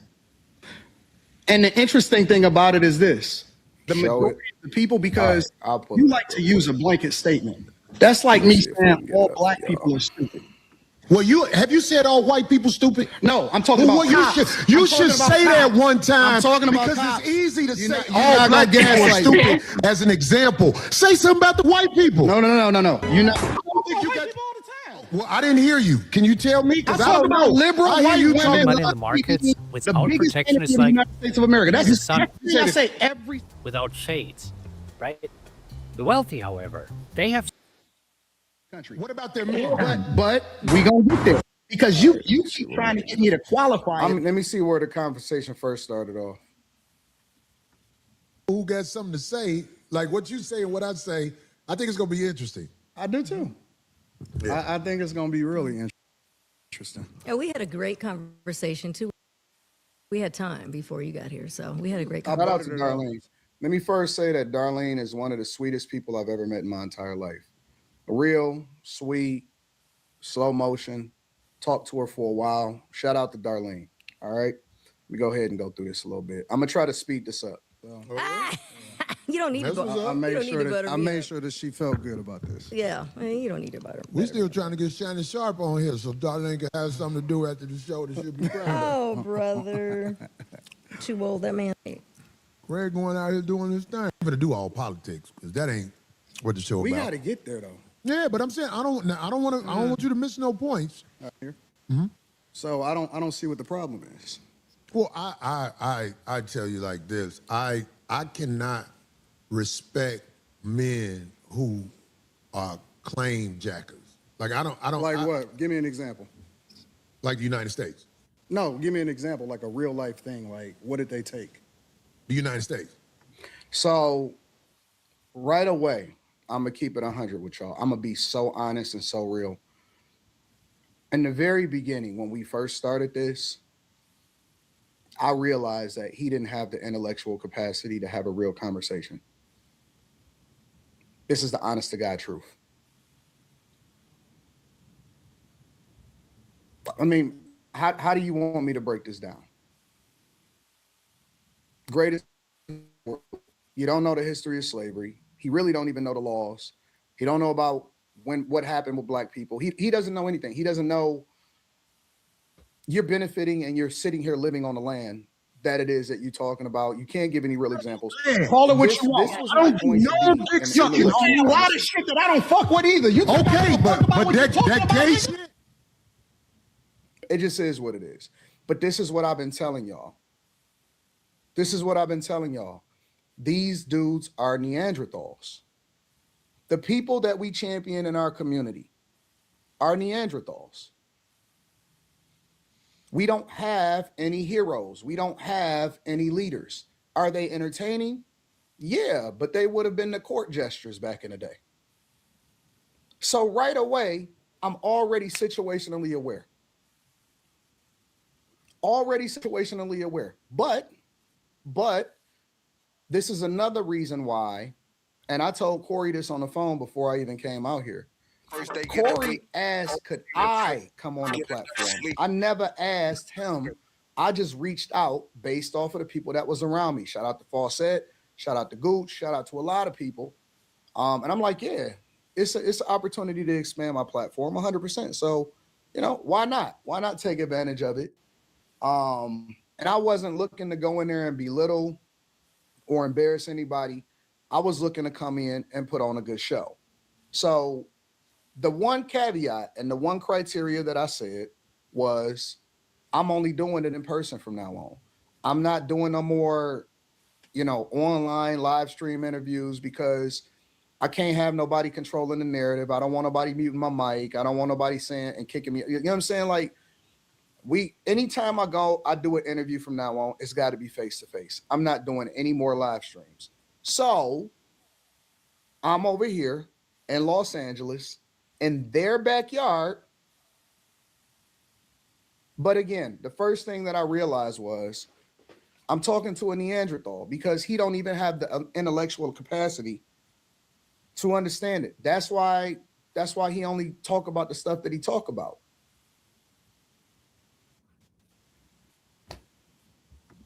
As an African American male, Because most of the niggas that's complaining about it ain't never even really seen real racism. All right, we These is already know new all of niggas. that. That ain't the shit that y'all want to get into. Y'all don't care about that because we didn't really talk about anything of substance. I want to get straight to the shit.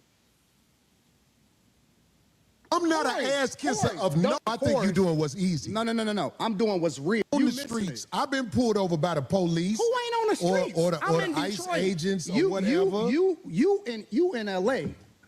I'm in Detroit. He not even in the city where he came from. I'm not impressed with niggas. And listen, I'm not telling you that you can't move to where you came from, but what makes y'all think that these niggas got more street cred? Because they dress like this, because they dress more hood, because of the shit that they do on stage? What make a nigga real? What makes somebody real? Because they say that they real, because they say they from somewhere, or did they stay down in the city that they was allegedly born from and hold it down and continue to add value to it? I'm still in my same city that I was born and raised in. I can move anywhere I want to move in the world. Still in the city, still in the streets, still touchable, still kick it with the people, still walk around very, very comfortable with no security in my own city. All that, I'm from the streets, I represent it. Man, get the fuck out of here with that shit, bro. Like, I don't have the same respect for these niggas. Listen. Y'all look at them because y'all seen they specials. Y'all look at them because y'all see them on the internet. I'm not impressed with them because I've seen behind the curtain. I've seen behind the curtain. All of these people are not what y'all think that they are. And so when they finally interacting with somebody and you the same way online as you are in person, it bothers them. It's almost like spiritual. It's almost like spiritual. In the blackest city in the United States of America. I can move anywhere I want to go. I choose to stay in the core of my city, and I choose to participate in my neighborhood. I choose to tithe to the streets. I choose to put kids through college. I choose to interact and truly use my tax dollars and whatever it is and give jobs. I employ over 50 people. Facts. Facts. Nigga, I'm an economy. I put my money in my community with my people. Listen. They don't want to hear that shit because now it flies in the face of the sellout narrative. Because it's about what you do, not about all of that talking, not about whether or not you saying the things that mean something. It's about what you do. They don't want to hear that shit. That's nice. That's nice. It's a hate. It's a hate within their spirit. Man, I'm telling you, bro. It's a hate within their spirit. They don't want to hear that shit, man. I don't know if y'all don't understand, black people. Listen, for all of the black people that's and Americans that's listening to this right now, these niggas don't have y'all best interests at heart. Don't give a fuck about you. Nigga, they monetizing you. And that's why I told that nigga that he was sucking the dick of black people. But we gonna get there too. So I choose to engage. So when we is that what I said? I said when the cops shoot you, ain't nothing you can do about it. Is that a lie? This is so insane. But you didn't answer it. Talk about liberal white women literally being the biggest enemy of the. Talk about your boss. I don't have a boss. We say that. We say that. But here's the truth. I don't have a boss. Listen. Then they try to say your boss because they want to insinuate that you're doing it to stay in the good graces of somebody. Anybody that has ever tapped into this platform, anybody that has ever watched any of my live streams, you know I'm an equal accountability smoke giver. I done went off on the whitest of white people, blackest of black people, outsiders, immigrants, the whole 9 yards. And I have zero people, no ownership, no management, no bosses. I don't worry about no sponsorships. I am 100% owned on my own. I have zero financing that I have to worry about. I own all of my properties. I own all of my cars. I own my own portfolio, the whole 9 yards. I can say what I want to say because I don't have to worry about getting fired. I don't have to worry about a sponsor saying we don't fuck with you no more. I say what I want to say. That's the whole point. So you're not talking to somebody that's bought. I ain't never took a dime on a political pact. I ain't never, every decision that I make, every position that I take, whether you like it or whether you don't like it, is because that's what I really believe. Right or wrong, I really believe it.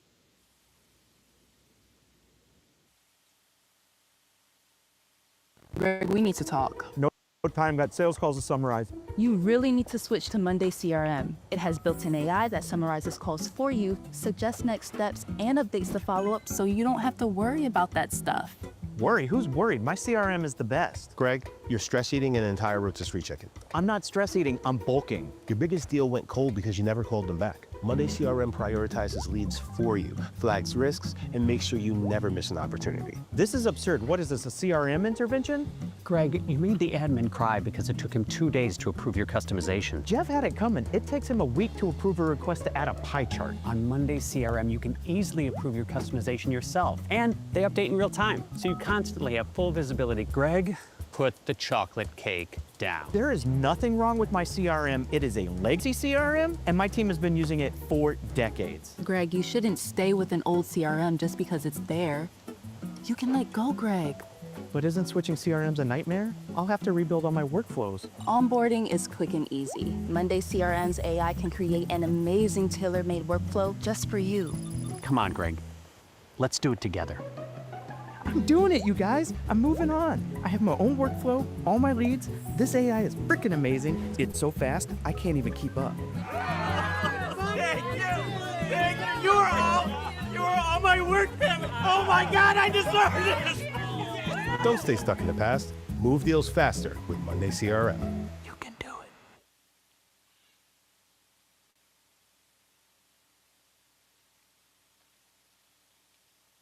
it. You know, because if you go against them, it'll be some video of you going against them. And when I say them, I'm talking about your boss. I don't have a boss.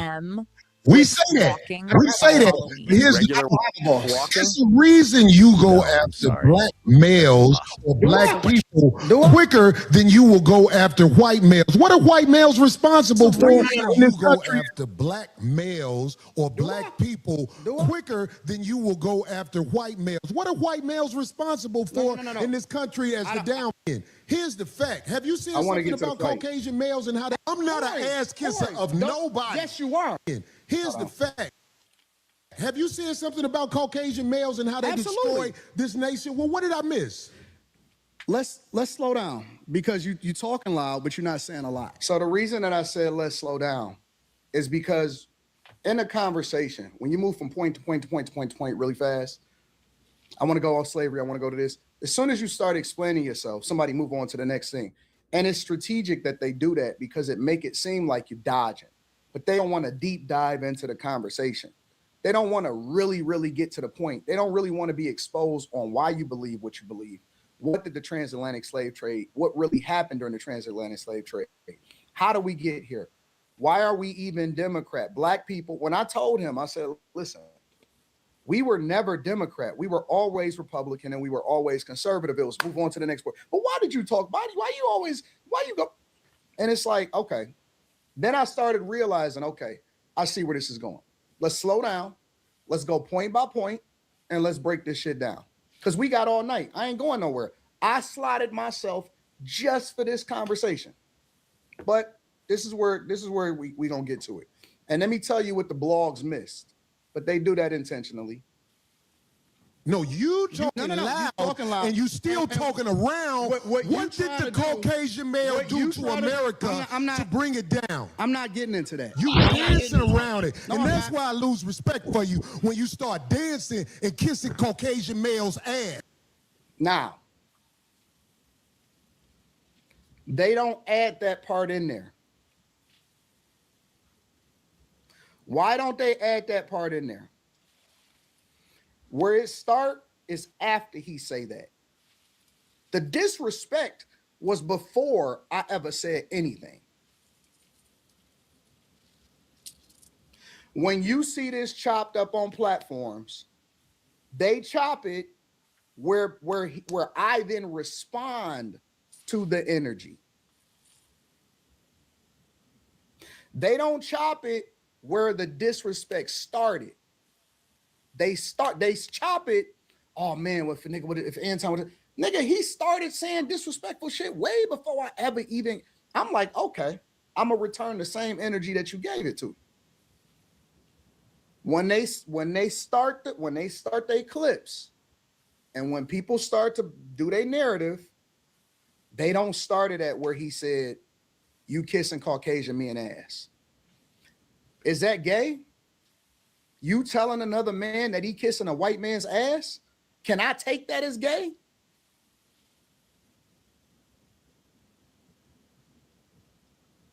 Would I be justified to be offended at that?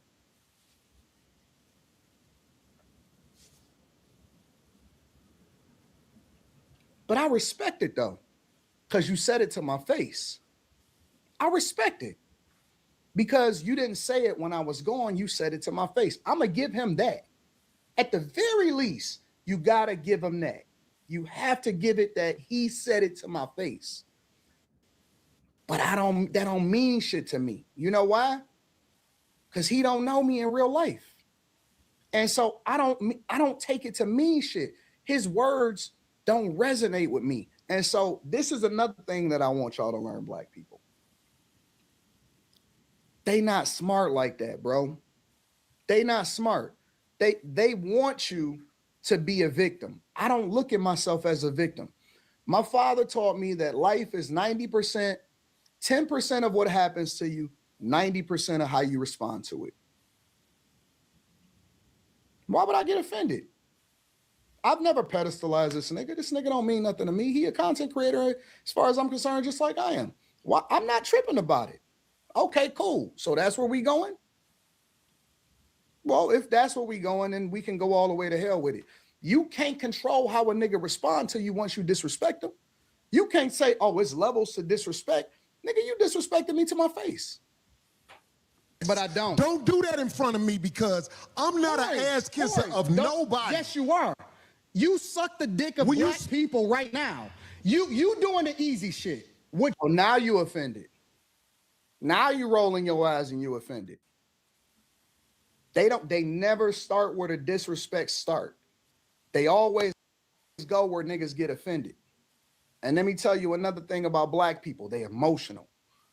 They emotional. They can't hold that shit in. They can't control themselves. But where he went wrong is this. And I'm gonna tell you where he went wrong. What you do? Let me tell you what you do. Nah, see, ain't nobody let me tell you something, homie. Ain't nobody gonna tell you. I don't ain't nobody suck gonna dick. tell you. Yeah, I don't you do. suck Yeah, dick. you do. So fix you doing that. it right now. I don't suck dick, homie. You doing it right now. Homie, believe me when I tell you. I don't Believe me do when that. I tell you. I don't do that. Listen. So don't come at me with no dick sucking shit. I'm gonna give you the same Let's energy you give me. Let's switch seats. Let's switch seats. I'm with it. Homie, I don't do no dick sucking shit. I'm a motherfucker. Listen. This is what I know for sure. One thing is for sure, and two things is for certain. You can't say I'm jumping off the porch and don't jump. You can't go to the end of the ledge and don't jump. Nigga, you might as well have left Darlene in the middle of us because you got to do something now. You got to do something now. I'm not impressed. Ain't no fear in me. Listen. I'm telling you, I don't know if y'all seen it. Y'all can go back and watch it for yourself. The nigga was shaking like Muhammad Ali at the Olympics, nigga. They were shaking. He was shaking. His hand was like this the whole time.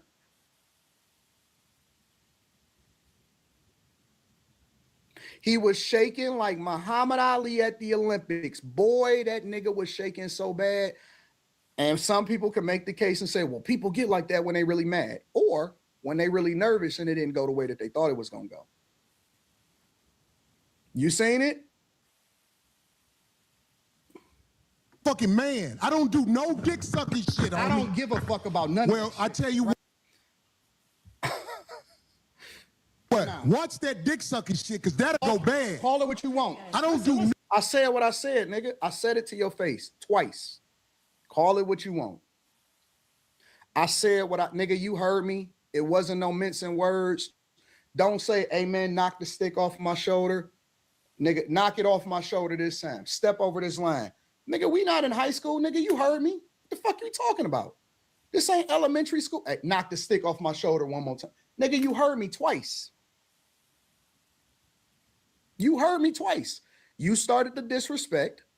I met you with the same energy. I'm in your city, in your studio, with all of your friends all around. Now you got to do something. You got to do something. Or I know who you really are now. All of that shit talking, all of that bossing up on women, all of that talking about niggas in real life and all of that shit, nigga, we not impressed by it. No. AI plugins do all the work for you. This one works with you. Meet Co-Producer, a plugin that finds samples that fit your music fast. Throw Co-Producer on your master and let it listen to your track. It'll analyze harmony, rhythm, and lock to your project's key and tempo. Then it'll give you thousands of human musician-made samples that fit the vibe of your track. Cuts out the scrolling so you can actually spend your time making music.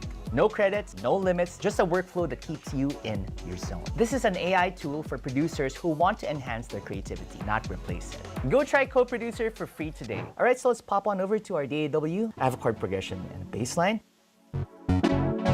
Pop in GoPro over here in our main. And then now I can use this to scan the library of output.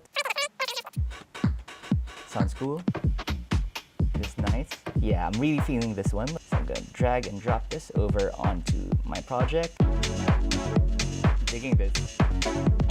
These are all human musician-made loops and samples. This needs a little bit of added percussion.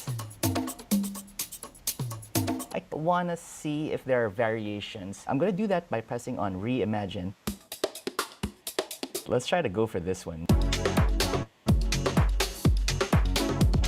Now let's try adding one last loop. I'm thinking maybe like a vocal sample. Ooh, this is pretty cool. Let's try this one. And I'm going to chop this up. I'm liking how this is sounding. Do a little bit of distortion. Crystal pop. I think that's awesome.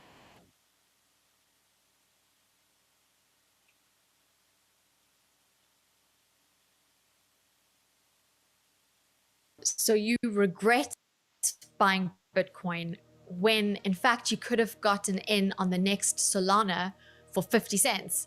Is that what you're saying? Yeah, so the masses will tell you to buy all the mainstream coins like Bitcoin, XRP, Solana, Ethereum, Cardano, etc. But what nobody is telling you is that there are actually two digital asset markets. And the second market might just be holding the next Solana for just 50 cents. 50 cents? If you weren't a CFA, which is literally the same qualifications as billionaires like Ken Griffin or Mike Bloomberg, I would not even listen to you right now. So please explain. Okay, so on one side, you have the mainstream exchanges. Coinbase, Robinhood, Kraken, you probably know them. That's where all the investors go to buy digital assets after they have already exploded in value. So they're buying at the top, basically. Exactly. But there's another market that most people don't even know exists. The native markets, where digital assets trade before they hit the mainstream exchanges. This is where Solana traded for $1.5 before hitting $260 on Coinbase, where Chainlink traded for 20 cents. It went up to $50 on Coinbase. So the smart money is... Oh, dick sucking. You say a lot of shit that I don't fuck with either. You okay, but that gay shit. Oh, you don't give a fuck about what you talking about. Hey, homie, I tell you what. I'm right here. Don't put no dick sucking shit. Don't put no dick sucking shit on me, nigga. I'm from Detroit. Say I suck a dick again. I'm right here, right now. All right, that's what I'm saying. I'm gonna respect you. Dance around it. Dance around it. No. I don't do no dick sucking shit. I'm gonna respect you because it's your platform, and I flew out here to have a conversation. We good. But you're not bossing up on me. Yo, we good. I did already. I don't do dick sucking shit. We can put the microphone right now and go out back. We can put the microphone down right now and go out back. We ain't got to risk our platforms. No. Let's really break this down. We ain't got to risk our platforms. We ain't got to risk it being demonetized. We know how YouTube feel about fighting online. They don't do fights. They don't do none of that shit. They will shut you down immediately. It's a fact. This is not my opinion. This is a fact. We ain't got to do none of the fluff. We ain't got to do it for the internet. We can go out back right now, shoot the fade, and do what we do. Because if this is what you saying that you are, then we can go ahead and do it. I don't give a fuck about this shit. Homie, you just running your mouth. I'm not running my mouth. You running your mouth. I don't do no doing this shit for the internet. You doing it for the internet. Now, if you want to say your time, no, hold on. If you want to say show you I ain't doing it for the internet. If you want to say Anton, listen, don't disrespect me like that. If you want to say Anton, don't disrespect me like that. I'll respect you. But don't boss up on me because you said a lot of shit to me today that I don't fuck with either. But I let that shit ride because you don't know me. You don't know me. So I'm going to extend the same respect to you. You called me out of my name. You said some wild shit, especially with regard to how it call this nigga out his name. Nigga, I'm telling you that you did. You can't tell me how I get disrespected. I got a question for bro. Okay. Now, his people trying to derail it and trying to calm it down. So shout out to his people. No. Hold on 1 second. Hold on. We just getting loud. I ain't gonna get loud. Then don't switch seats. Don't switch seats, nigga, like you tough. Don't switch seats like you pressing me. No, this my show. This cool. my show. That's cool, but I take that shit as a threat. Okay, well, it is a threat if you calling me dick sucking. I don't dick suck, my nigga. Man, fuck what you talking about. I don't dick suck. Ain't nobody trying to hear that. If you want to get back to the conversation, because you ain't gonna do shit. Because you're not gonna do shit. I told you right now, you're not gonna do shit. Look, bro, I don't know what part of the world y'all from, but either you are or you not. You don't need no battery in your back in order to do so. You don't need him, you don't need her, you don't need none of that shit. If you feeling some type of way, you don't need no battery in your back. You don't need somebody to push you over the edge in order to do it. Nigga, either you are or you not. Don't do all of the performative shit. Don't do it for the internet. Don't try to save face because that's the truth. Me with that dick sucking shit again, nigga. You're not gonna come me with. Say I suck dick again. All right, so now he put the microphone down, right? He put the microphone down, right? All right, cool. Yeah, nigga. We can go out back right now. It ain't nothing else to talk about. And from my perspective, once you put the microphone down, it ain't nothing else to talk about because you're not trying to talk no more. You don't want to resolve it. You don't want to be amicable. You don't want to debate. You don't want to do none of that shit. So from my perspective, okay, well, I guess that's that. I guess we going up then, right? We could just go ahead and head out back right now. Let's rock out.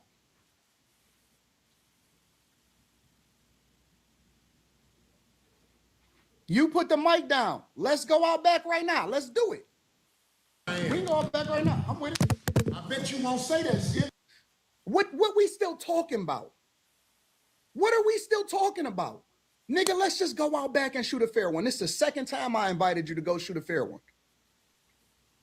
I bet you won't say it. Nigga, we can go out back right now. What is we talking about? Why are we sitting here debating? Fuck the optics. Fuck all of this. Let's not risk the money, but let's go ahead and get this shit out of our system, and then we're going to come back and we're going to figure it out. What is we talking about? You put the mic down. You not talking no more. You got Darlene coaching you right now. We can go all back right now. Third time. I'm right there. I'm looking at him right there.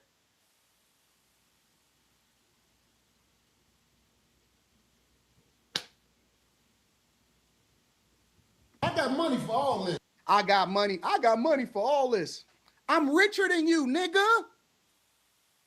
I'm not even sure that Corey is rich. What the fuck is we talking about? See, you can't see, we disarm them. Because you can't say, well, I'm doing it because I don't want to risk nothing. Because I offered you to shoot a fair one in the back so you don't fuck up the money, you don't fuck up your people money, you don't fuck up the platform, none of that shit. I offered you 3 times. Fuck the bullshit. You can't say, well, I don't want to get sued. I got more money than you. I'm the one that's the liability. I'm the one that's the liability.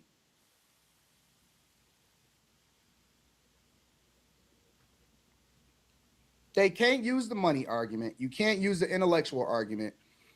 I'm in your city. Look, I don't know if y'all understand this. I don't know if I really understand this. I'm in your city.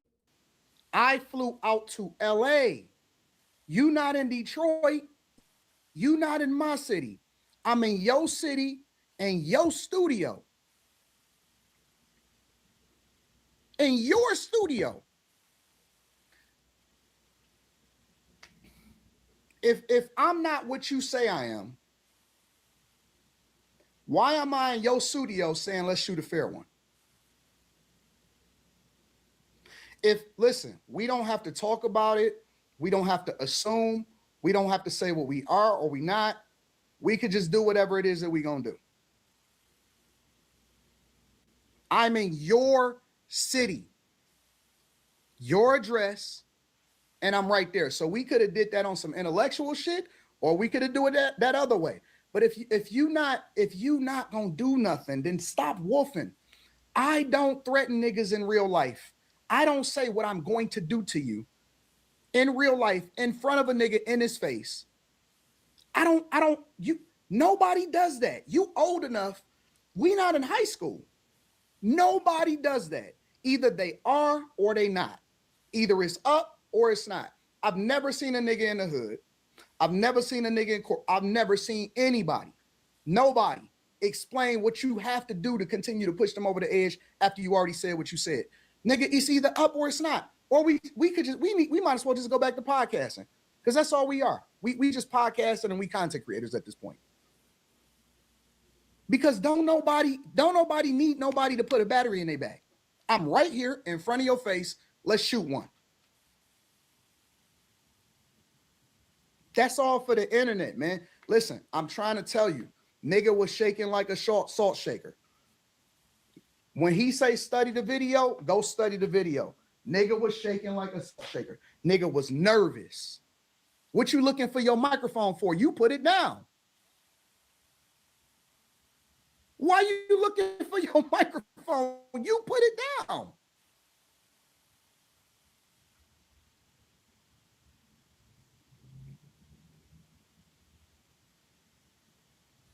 See, these new, I don't know, maybe he adapted to the new generation of niggas. I'm saying it right there. Whatever. I got money too. Don't nobody give a fuck about that shit. Hey, No, it's just not respect. I ain't falling for that. I ain't falling.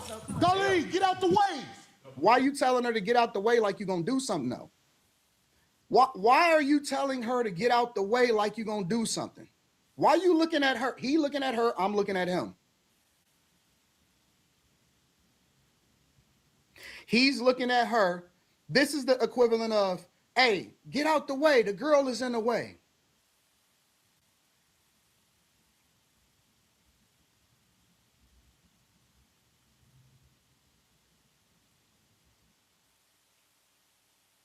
Hey everybody, Walton Goggins here.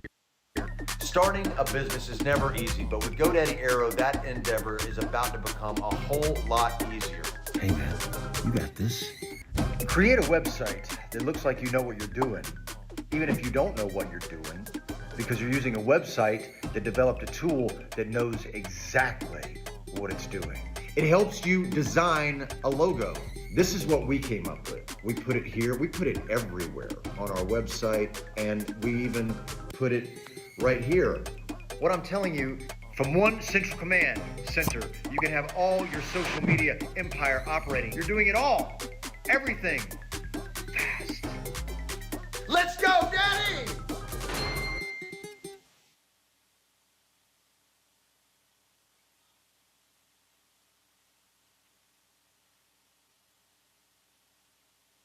If you're trying to grow your wealth, you need the right recipe.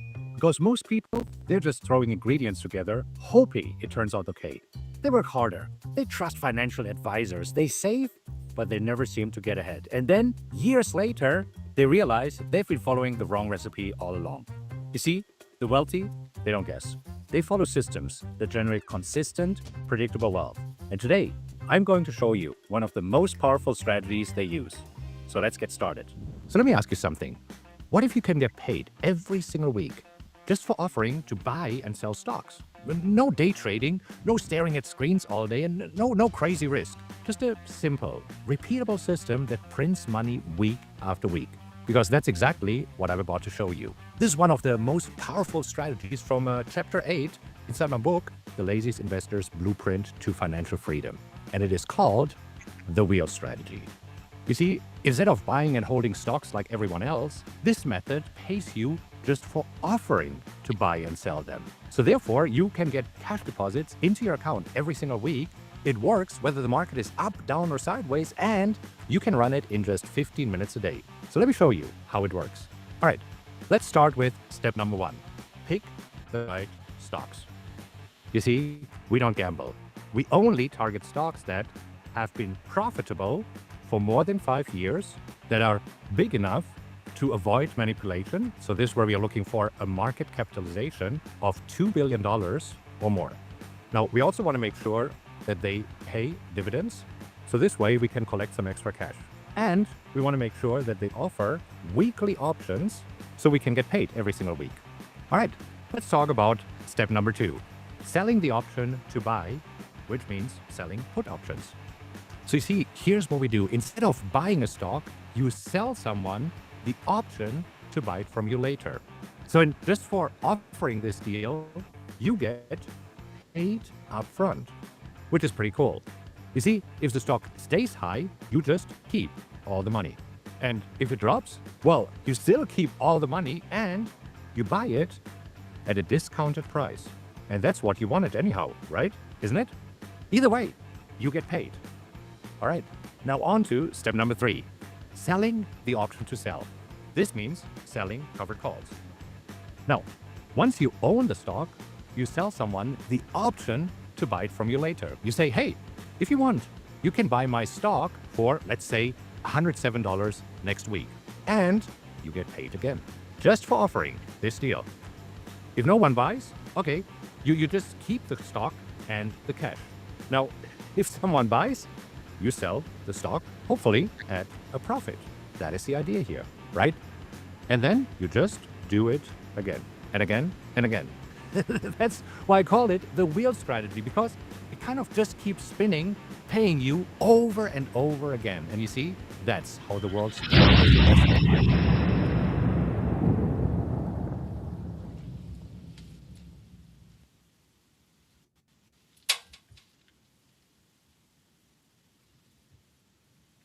He wanted to swing so bad. No, he didn't. No, he didn't. Let me be very clear. I want to be very, very clear.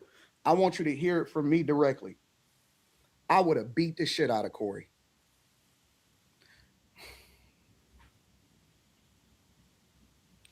These niggas in real life is frauds. Nigga, who Corey done beat up? Corey would have got the shit beat out of me.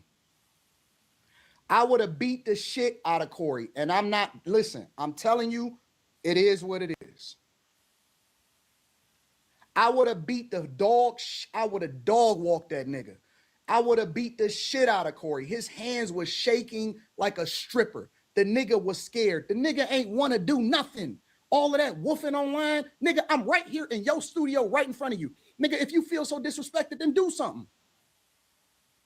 The fuck is you talking about? Nigga, that's all we do in Detroit is fades. Nigga, that's why I keep telling you, nigga, that's all we do in the city is fades. That's all we do. My brothers, my nephews, my uncles, My homies, that's all we do is fades. That's all we do. All of this is fade life. All this right here is fade life, nigga. I don't have to talk about it on the internet. I don't have to talk about it on the internet. Now, I don't want to do that because that's the thing that we tried to get away from. That's the shit that we got away from in the hood. Give a fuck about what you talking about, nigga. I want to be on some intellectual shit. But see, these niggas be thinking that they can do that shit on the internet. They think that, oh man, you know, I could sell a wolf ticket.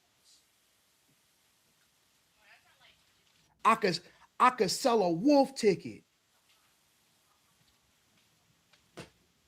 I don't want to fight. I don't want to do that. I don't want to get into none of that at all. Zero, zilch, nada. I don't want to do none of that.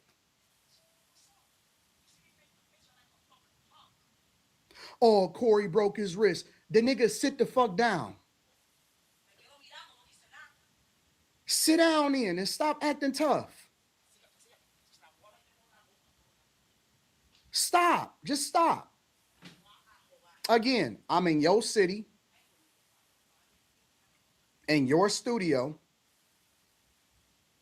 with your people, and I'm not interested in fighting. But if you put the microphone down, and I guess that's what we doing, huh? Don't get in the way of two niggas. Let me tell you something, homie. I ain't got to go out back. Sit down. Sit down. Let me tell you something, homie. Nah, nigga, I don't want to hear your fake intellectual preaching now.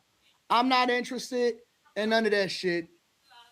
I don't want to hear your messages of truth. I don't want to, no, not, see? Now it's different. Now I'm in control. Now I'm in control. And from here on out,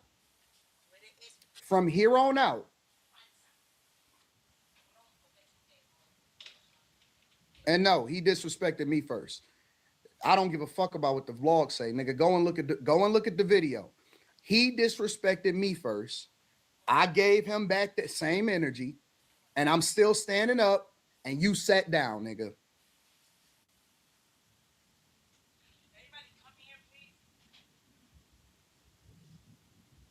Now I'm in control. And if you look at the rest of the live stream, from here on out, I sunned that nigga. I told him to his face, nigga, you a hypocrite. I told him to his face, man, I ain't never stood down from nobody. I said, nigga, you scared of Dave Chappelle. And he admitted it. He admitted it. I said, you scared of Dave Chappelle. And he admitted it. Yeah, I stood down on that. Told that nigga, you don't have the capacity. What? I said, nigga, you ain't even gonna have me on the show again because you scared. I told that nigga the whole rest, whatever the 45 minutes that I was on the show, I sunned that nigga from the day in and day out. How you let an internet nigga son a legendary comedian? How you let an internet nigga, bro, I'm an internet nigga. I'm a software engineer. I worked in corporate America and now I'm on the internet. How you let a nigga with a button-up shirt on with his logo on it come in and son you on your own platform? This was supposed to be a wash in every way, shape, and form. He's supposed to destroy me in every way. This shouldn't even be questionable. We shouldn't even be questioning you. We shouldn't question your intellect. We shouldn't question your jokes. We shouldn't question your gangster. We shouldn't question that we in your city. If y'all niggas in Chicago still claim Corey, y'all niggas is corny. If this is your hero, if this is the nigga that y'all stand with, how you let a corporate internet nigga come in your city and ask you to shoot a fair one and you sat down?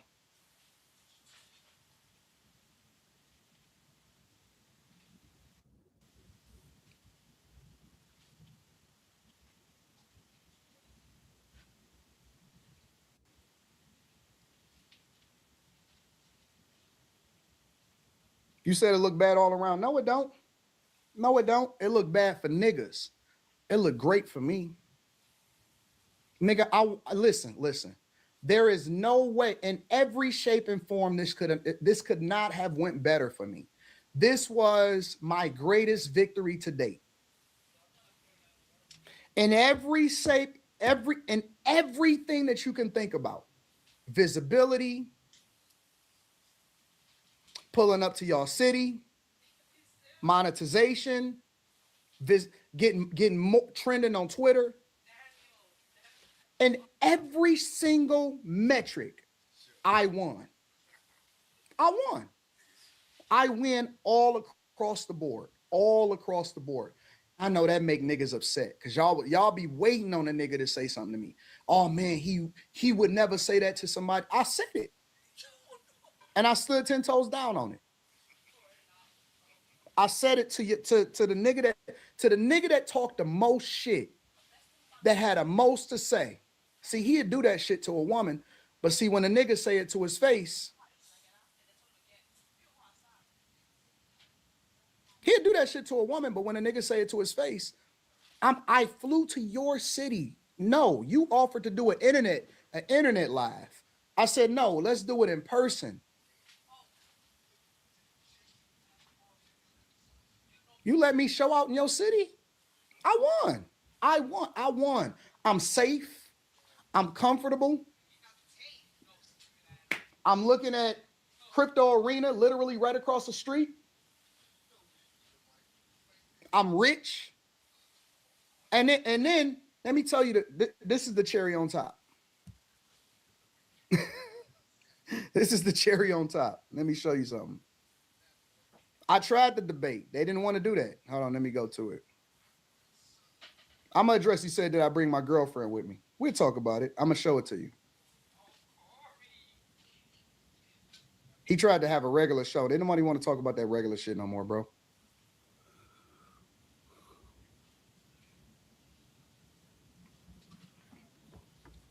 Let me tell you how much of a bitch this nigga is. I'm going to show you. Certain words That's you just a don't hate. use. And with this conversation that happened, why you so easily offended? that shit will lead to some danger. Would we please stop the Trust me. The tough talk? Now I don't believe you. But let's get to the whole what really make this nigga a bitch. All of that other stuff, let's brush it under the rug. Let's get to it. I got security, you got security. Ain't Homie, I ain't got security. Them my people. Cool. Them your You security gotta people. hire a motherfucker to be with you. Absolutely. I'm always gonna hire somebody to You better. 100%. How you be talking? Anytime I go out of town, I'm always gonna be securityed up. Anytime I go out of town, I'm always gonna be securityed up. Always. But I tell the security, hey, stand down. We gotta shoot a fair one. He ain't tripping off that shit. He ain't tripping off of it at all. Stop talking tough. Stop talking tough. Homie, you just said that I'm you're not talking tough. I'm talking to you straight up. Why are you so You said you disrespected me in my face. And then you act like it was all good. That I disrespected you to your face. I don't think. Hold on, let me rewind it. And Asians understand the respect level men must have when they're in front of each other because it can trigger war. That's all I'm saying to you. I understand everything that happens when it happens.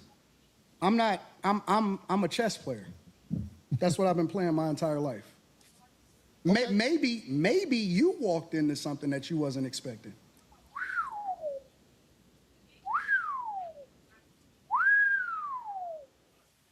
See, everything that I'm talking about right now, I actually did way more in person. Everything that I'm talking about right now, I did way more in person. I told the nigga to his face, you walked into some shit that you wasn't ready for. I told the nigga to his face, you were a hypocrite, you fake. I told the nigga to his face, oh, you scared of real niggas, and I gave him real examples when he asked me to. I'm not saying nothing that's out of pocket now. I said this shit to his face. Maybe you did. Maybe you made the wrong move. I'm a chess player. Maybe you played right into the plan, nigga. I'm here, and it didn't go the way that you thought it was gonna go. I'm telling you to your face. I don't go with. Maybe I knew what you was going. Why you stuttering, nigga? Don't do before you did it. Maybe. But I tell you what.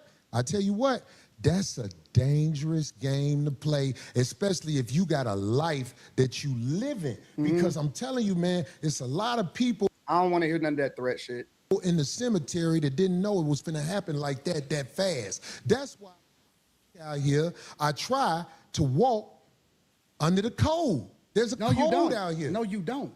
And no, you don't walk by the code. No, you don't. That's why I said I don't walk under the code? No, you're hypocritical. I told you that to your face. I told you to your face you a hypocrite. I told you to your face multiple times throughout the show, no, you don't walk by a code. And yes, you are a hypocrite. Yes, you are. You are. You are a hypocrite. I'm telling you again to your face. No, you don't walk by a code. No, I'm not going to just be kumbaya with you. No, I do not agree with you. And I told you to your face, you was a hypocrite. We're a hypocrite, but what are you talking about? No, you're a hypocrite. You're a hypocrite when it comes. I believe you. When it comes to specifically you moving by a code. I don't understand what you're saying. Because you think that you can say what you want to say when you want to say it, and that people are supposed to respect the way that you move. But I don't think that you move the way that you're supposed to anyway. I want this thing to be studied because No, don't talk to the audience. I'm talking to you. When I talk to him. Here's the truth. Brother Anton is talking about everybody else but himself and white men. This is a fact. I like this chat. Let me tell y'all why I like the chat. Everything but himself and white men. No, listen. I told you I want to come back and have a full conversation about it. Or we can talk about it right now. I ain't got nothing better to do. I ain't got nothing better to do. Don't look at the camera, nigga. I ain't got nothing better to do. Study this episode. Shout out to the shit on Caucasian males. Shout out to the chat. Shit on I'm himself. not gonna shit on nobody. Yeah, you shitted on black people. You shitted on motherfuckers. I feel like I shitted on you.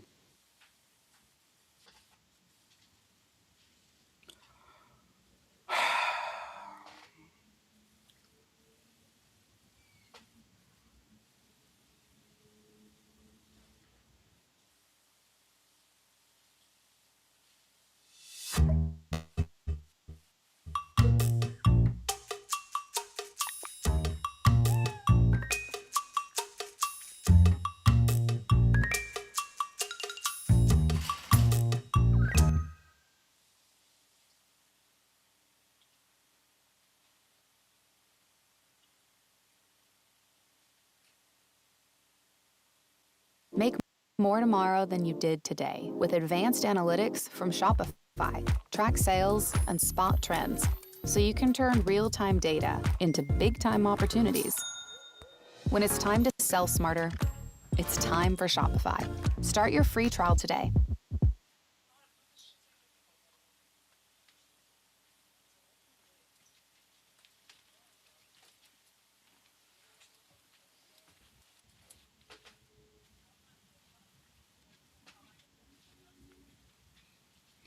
Miss me with the tough talk, dog. I'm talking directly to your soul, bro. Miss me with the tough talk. I'm not saying nothing online that I did not say to a nigga in their face, in person. I'm not sitting here talking to niggas and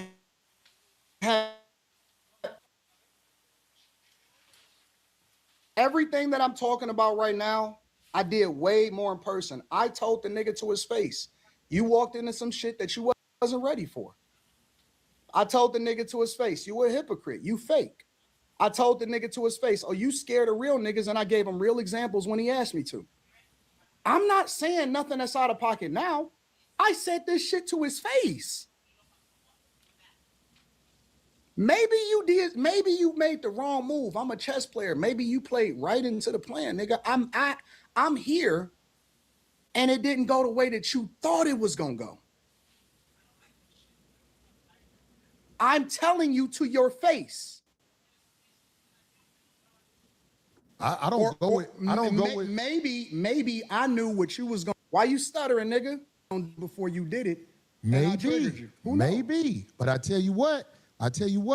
That's a dangerous game to play, especially if you got a life that you live in. Because I'm telling you, man, it's a lot of people. I don't want to hear none of that threat shit. In the cemetery that didn't know it was finna happen like that fast. That's why out here I try to walk under the code. There's a code out here. No, you don't. And no, you don't walk by the code. No, you don't. That's why I said You say I don't walk under the code? No, you're hypocritical. I told you that to your face. I told you to your face you a hypocrite.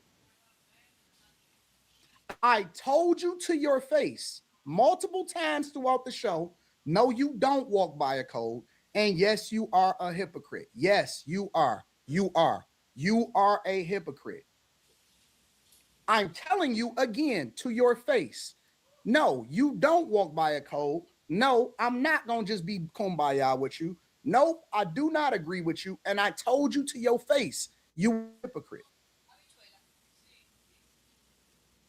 We're a hypocrite, but what are you talking about? You're a hypocrite. You're a hypocrite when it comes. I believe you. When it comes to specifically you moving by a code.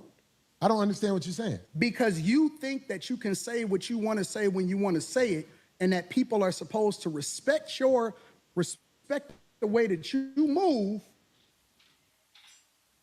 But I don't think that you move the way that you're supposed to anyway. I want this thing to be studied because here. Nah, don't talk to the audience. I'm talking to you. When I talk to him. Here's the truth. Brother Anton is talking about everybody else but himself and white men. This is a fact. I like this chat. Let me tell y'all why I like the chat. Everything but himself and white men. No, listen. I told you I want to come back and have a full conversation about it. Or we can talk about it right now. I ain't got nothing better to do.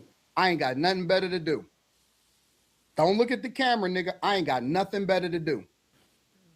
Study this episode. Shout out to the shit on Caucasian males. Shout out to the chat. Shit on I'm not gonna shit on nobody. Yeah, you Shout out to shitted the on chat. black people. You shitted on motherfuckers. I feel like I shitted on you.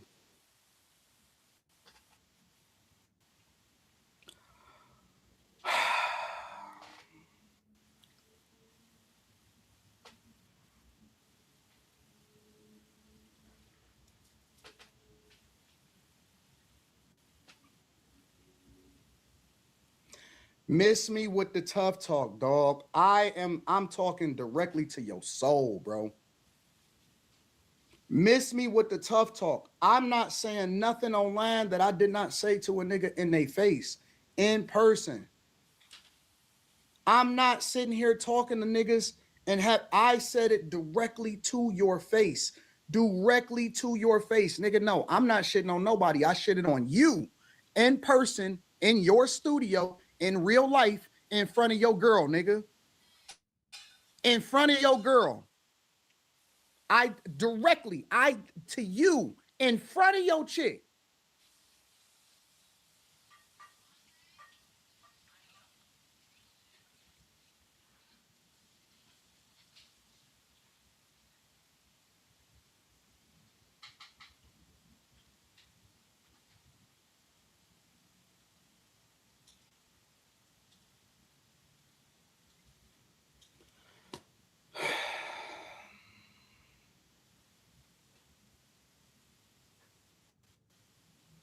In front of your girl, in front of your friends, in front of the people that was doing the live stream, the workers, in front of your homeboys, in front of everybody, in front of you.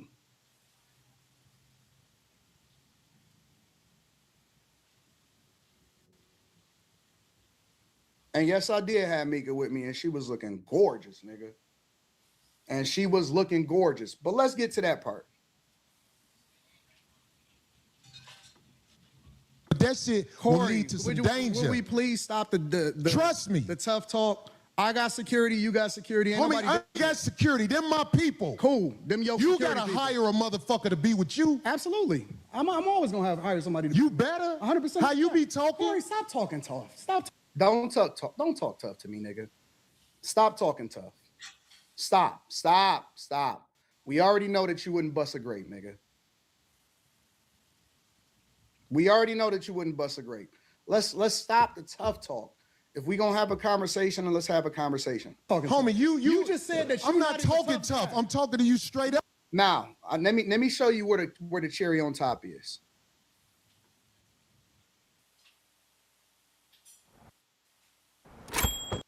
Excuse me, sir. How old were you when you made your first million? What is this for? We're trying to get advice for the younger generation. I made my first million last year, actually. What line of work are you in? I'm in sales. Okay, what's the best advice you can give someone that's in sales? You're only as good as your sales reps and your CRM. What CRM do you use? We used to use one of the old legacy CRMs, but it just didn't give us the speed and agility that we needed. But then we switched to Monday CRM and sales started flying. Why is the CRM so important?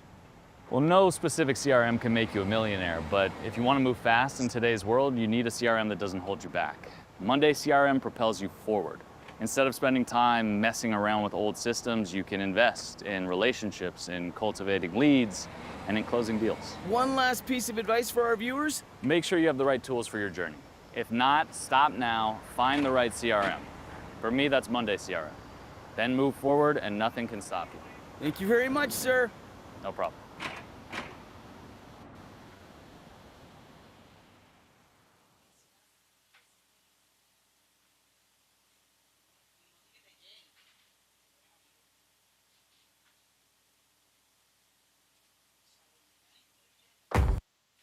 With Gemini and Gmail, AI summarizes lengthy emails and threads, so you can get through your inbox faster from wherever you are. Take the effort out of email. That's Google Workspace with Gemini.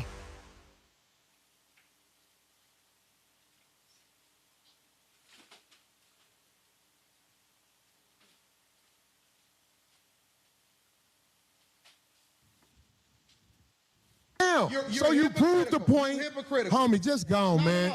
Just gone, man. You gone. I'm out the jet. You done did this before. Get your bitch ass the Hey, homie. All right, I'm out. Get your bitch ass the fuck on. And walk over there with your bodyguard and your bitch, nigga. Walk over there with your bodyguard and your bitch. You proved my point. I got shit to do. You right. Don't bring bitches up here, dog, that you ain't finna stand on. Remember I told you that. If you got a bitch with you, explain the bitch. Don't ask her to be on my show, nigga. Can she be on the show? Now, if I'm hiding a chick, let's put it in perspective. If I'm hiding a chick because I told him before the show, I brought her there with me. I do business with Mika. She's literally signed to me. I told you before the show, he like, I don't know, bro. We'll see how it go. All of that shit, right? I don't know, bro. We'll see how it go. I said, okay, cool. I respect your platform. I respect what you got going on. I didn't fly all the way out here for nothing. We'll figure it out later. Why would I hide a chick that I'm trying to bring on the show? But let me tell you what happens. And this is why you got to be careful of the type of niggas that you're around. He tried to paint the picture like, fuck all that. Let's just get straight to it. Even if I was, let's play it by ear. Let's assume for the sake of conversation, because y'all see Mika on the streams all the time. Let's say for the sake of conversation that I had a side chick with me.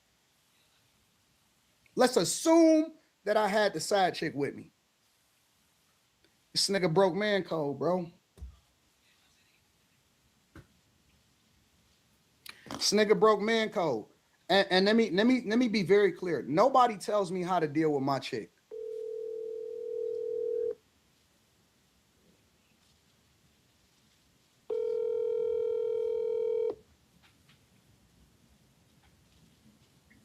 Hello. Hey, baby girl, what's up? Not much. What's going on? You chilling? I am. Yeah. Let me ask you a question, Rita.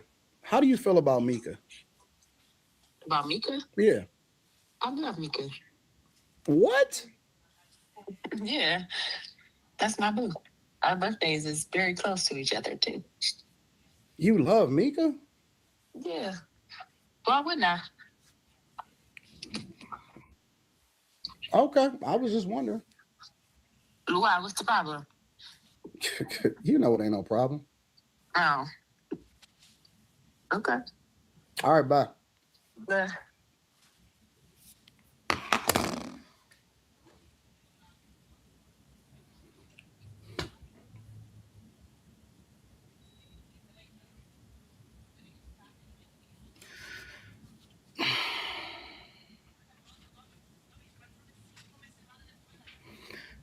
let's say for the sake of conversation,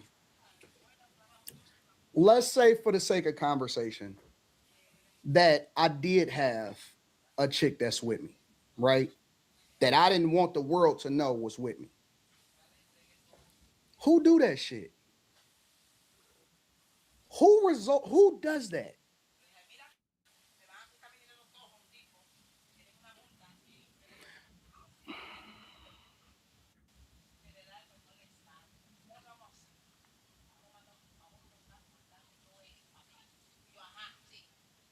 Who does that? Who says that shit and try to say the wildest shit and try to get you on some other shit? Nigga.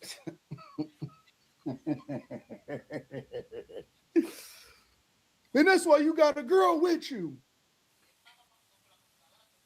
That's not your chick. That's not your wife.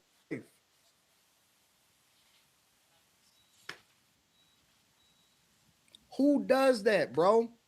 What man, bro? That's man law code broken in every single way that you can ever think about it, bro.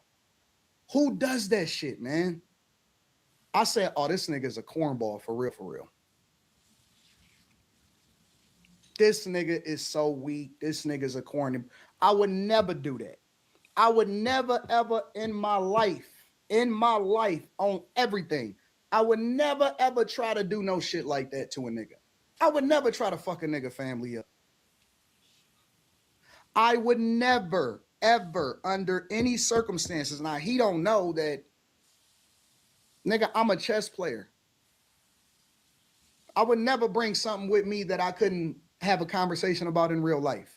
I would never, ever in life try to fuck a man's family up. Never. Would never try to fuck up the money in the family, bro. Never. That is the corniest, weakest shit. If that's not man law number one, man code, man law, you never try to do no shit like that, bro. Now, that's what homosexuals do. Do you know? Listen. Corey is gay. I'm going to tell you right now to your face. That is what gay men do. When you go on these live streams, pick one. Pick any of the live streams where the gay men stream. Do you know what they do? Gay men and women do exposes. They do, oh, I caught you with a girl. I caught you with this. I caught you with that. When man, listen, and my people will tell you, people have came to me with a bunch of shit that people done did. Hey, man, this is what such and such is. You know what I tell them? Man, I don't do that shit. Like, if I'm not going to be on some, yo, I'm going to just talk about his talking points or whatever like that. We don't do that shit. We don't walk around trying to figure out who niggas is fucking. That's what gay men do. Listen to what I'm telling you. Bro, that is what Tasha K do. That is what, name them, bro. I'm telling you, that's what their shows are. Todd and Candy Burris, oh my God, they do that shit. This is who he, and I heard it was this girl. They do that shit. We don't do that as men. As men in real life, as content creators, as all of that. If it came out, we like, damn, we gotta have a live stream to talk about how this shit is gonna play out. Hey, y'all think he really? Nah, I don't think he really cheated. And I stand 10 toes down with it. I cannot like a person. I cannot like a person, and you know what I regularly say, and anybody that never watched the live stream, it don't matter who it is. I always say, hey man, I don't believe that shit. I don't believe it. Just because a chick says something don't mean it is true. Just because they saying this about him don't mean it is true. Let's come out. Let's wait till they prove it. Let's wait till they get it in a court of law. Let's wait till they get it. If a chick accuse a nigga of doing something, no, there's so many niggas in prison that got accused of shit that they didn't do. Too many niggas. These are facts. Been here with y'all for 4 hours chilling. It's your boy Dabrand knows, and I'll see y'all on the next one. Thursday's the day before that bread, so you come. Okay. Friday's the next direct deposit. Now it's the weekend and you didn't realize it. 2 days off. My 2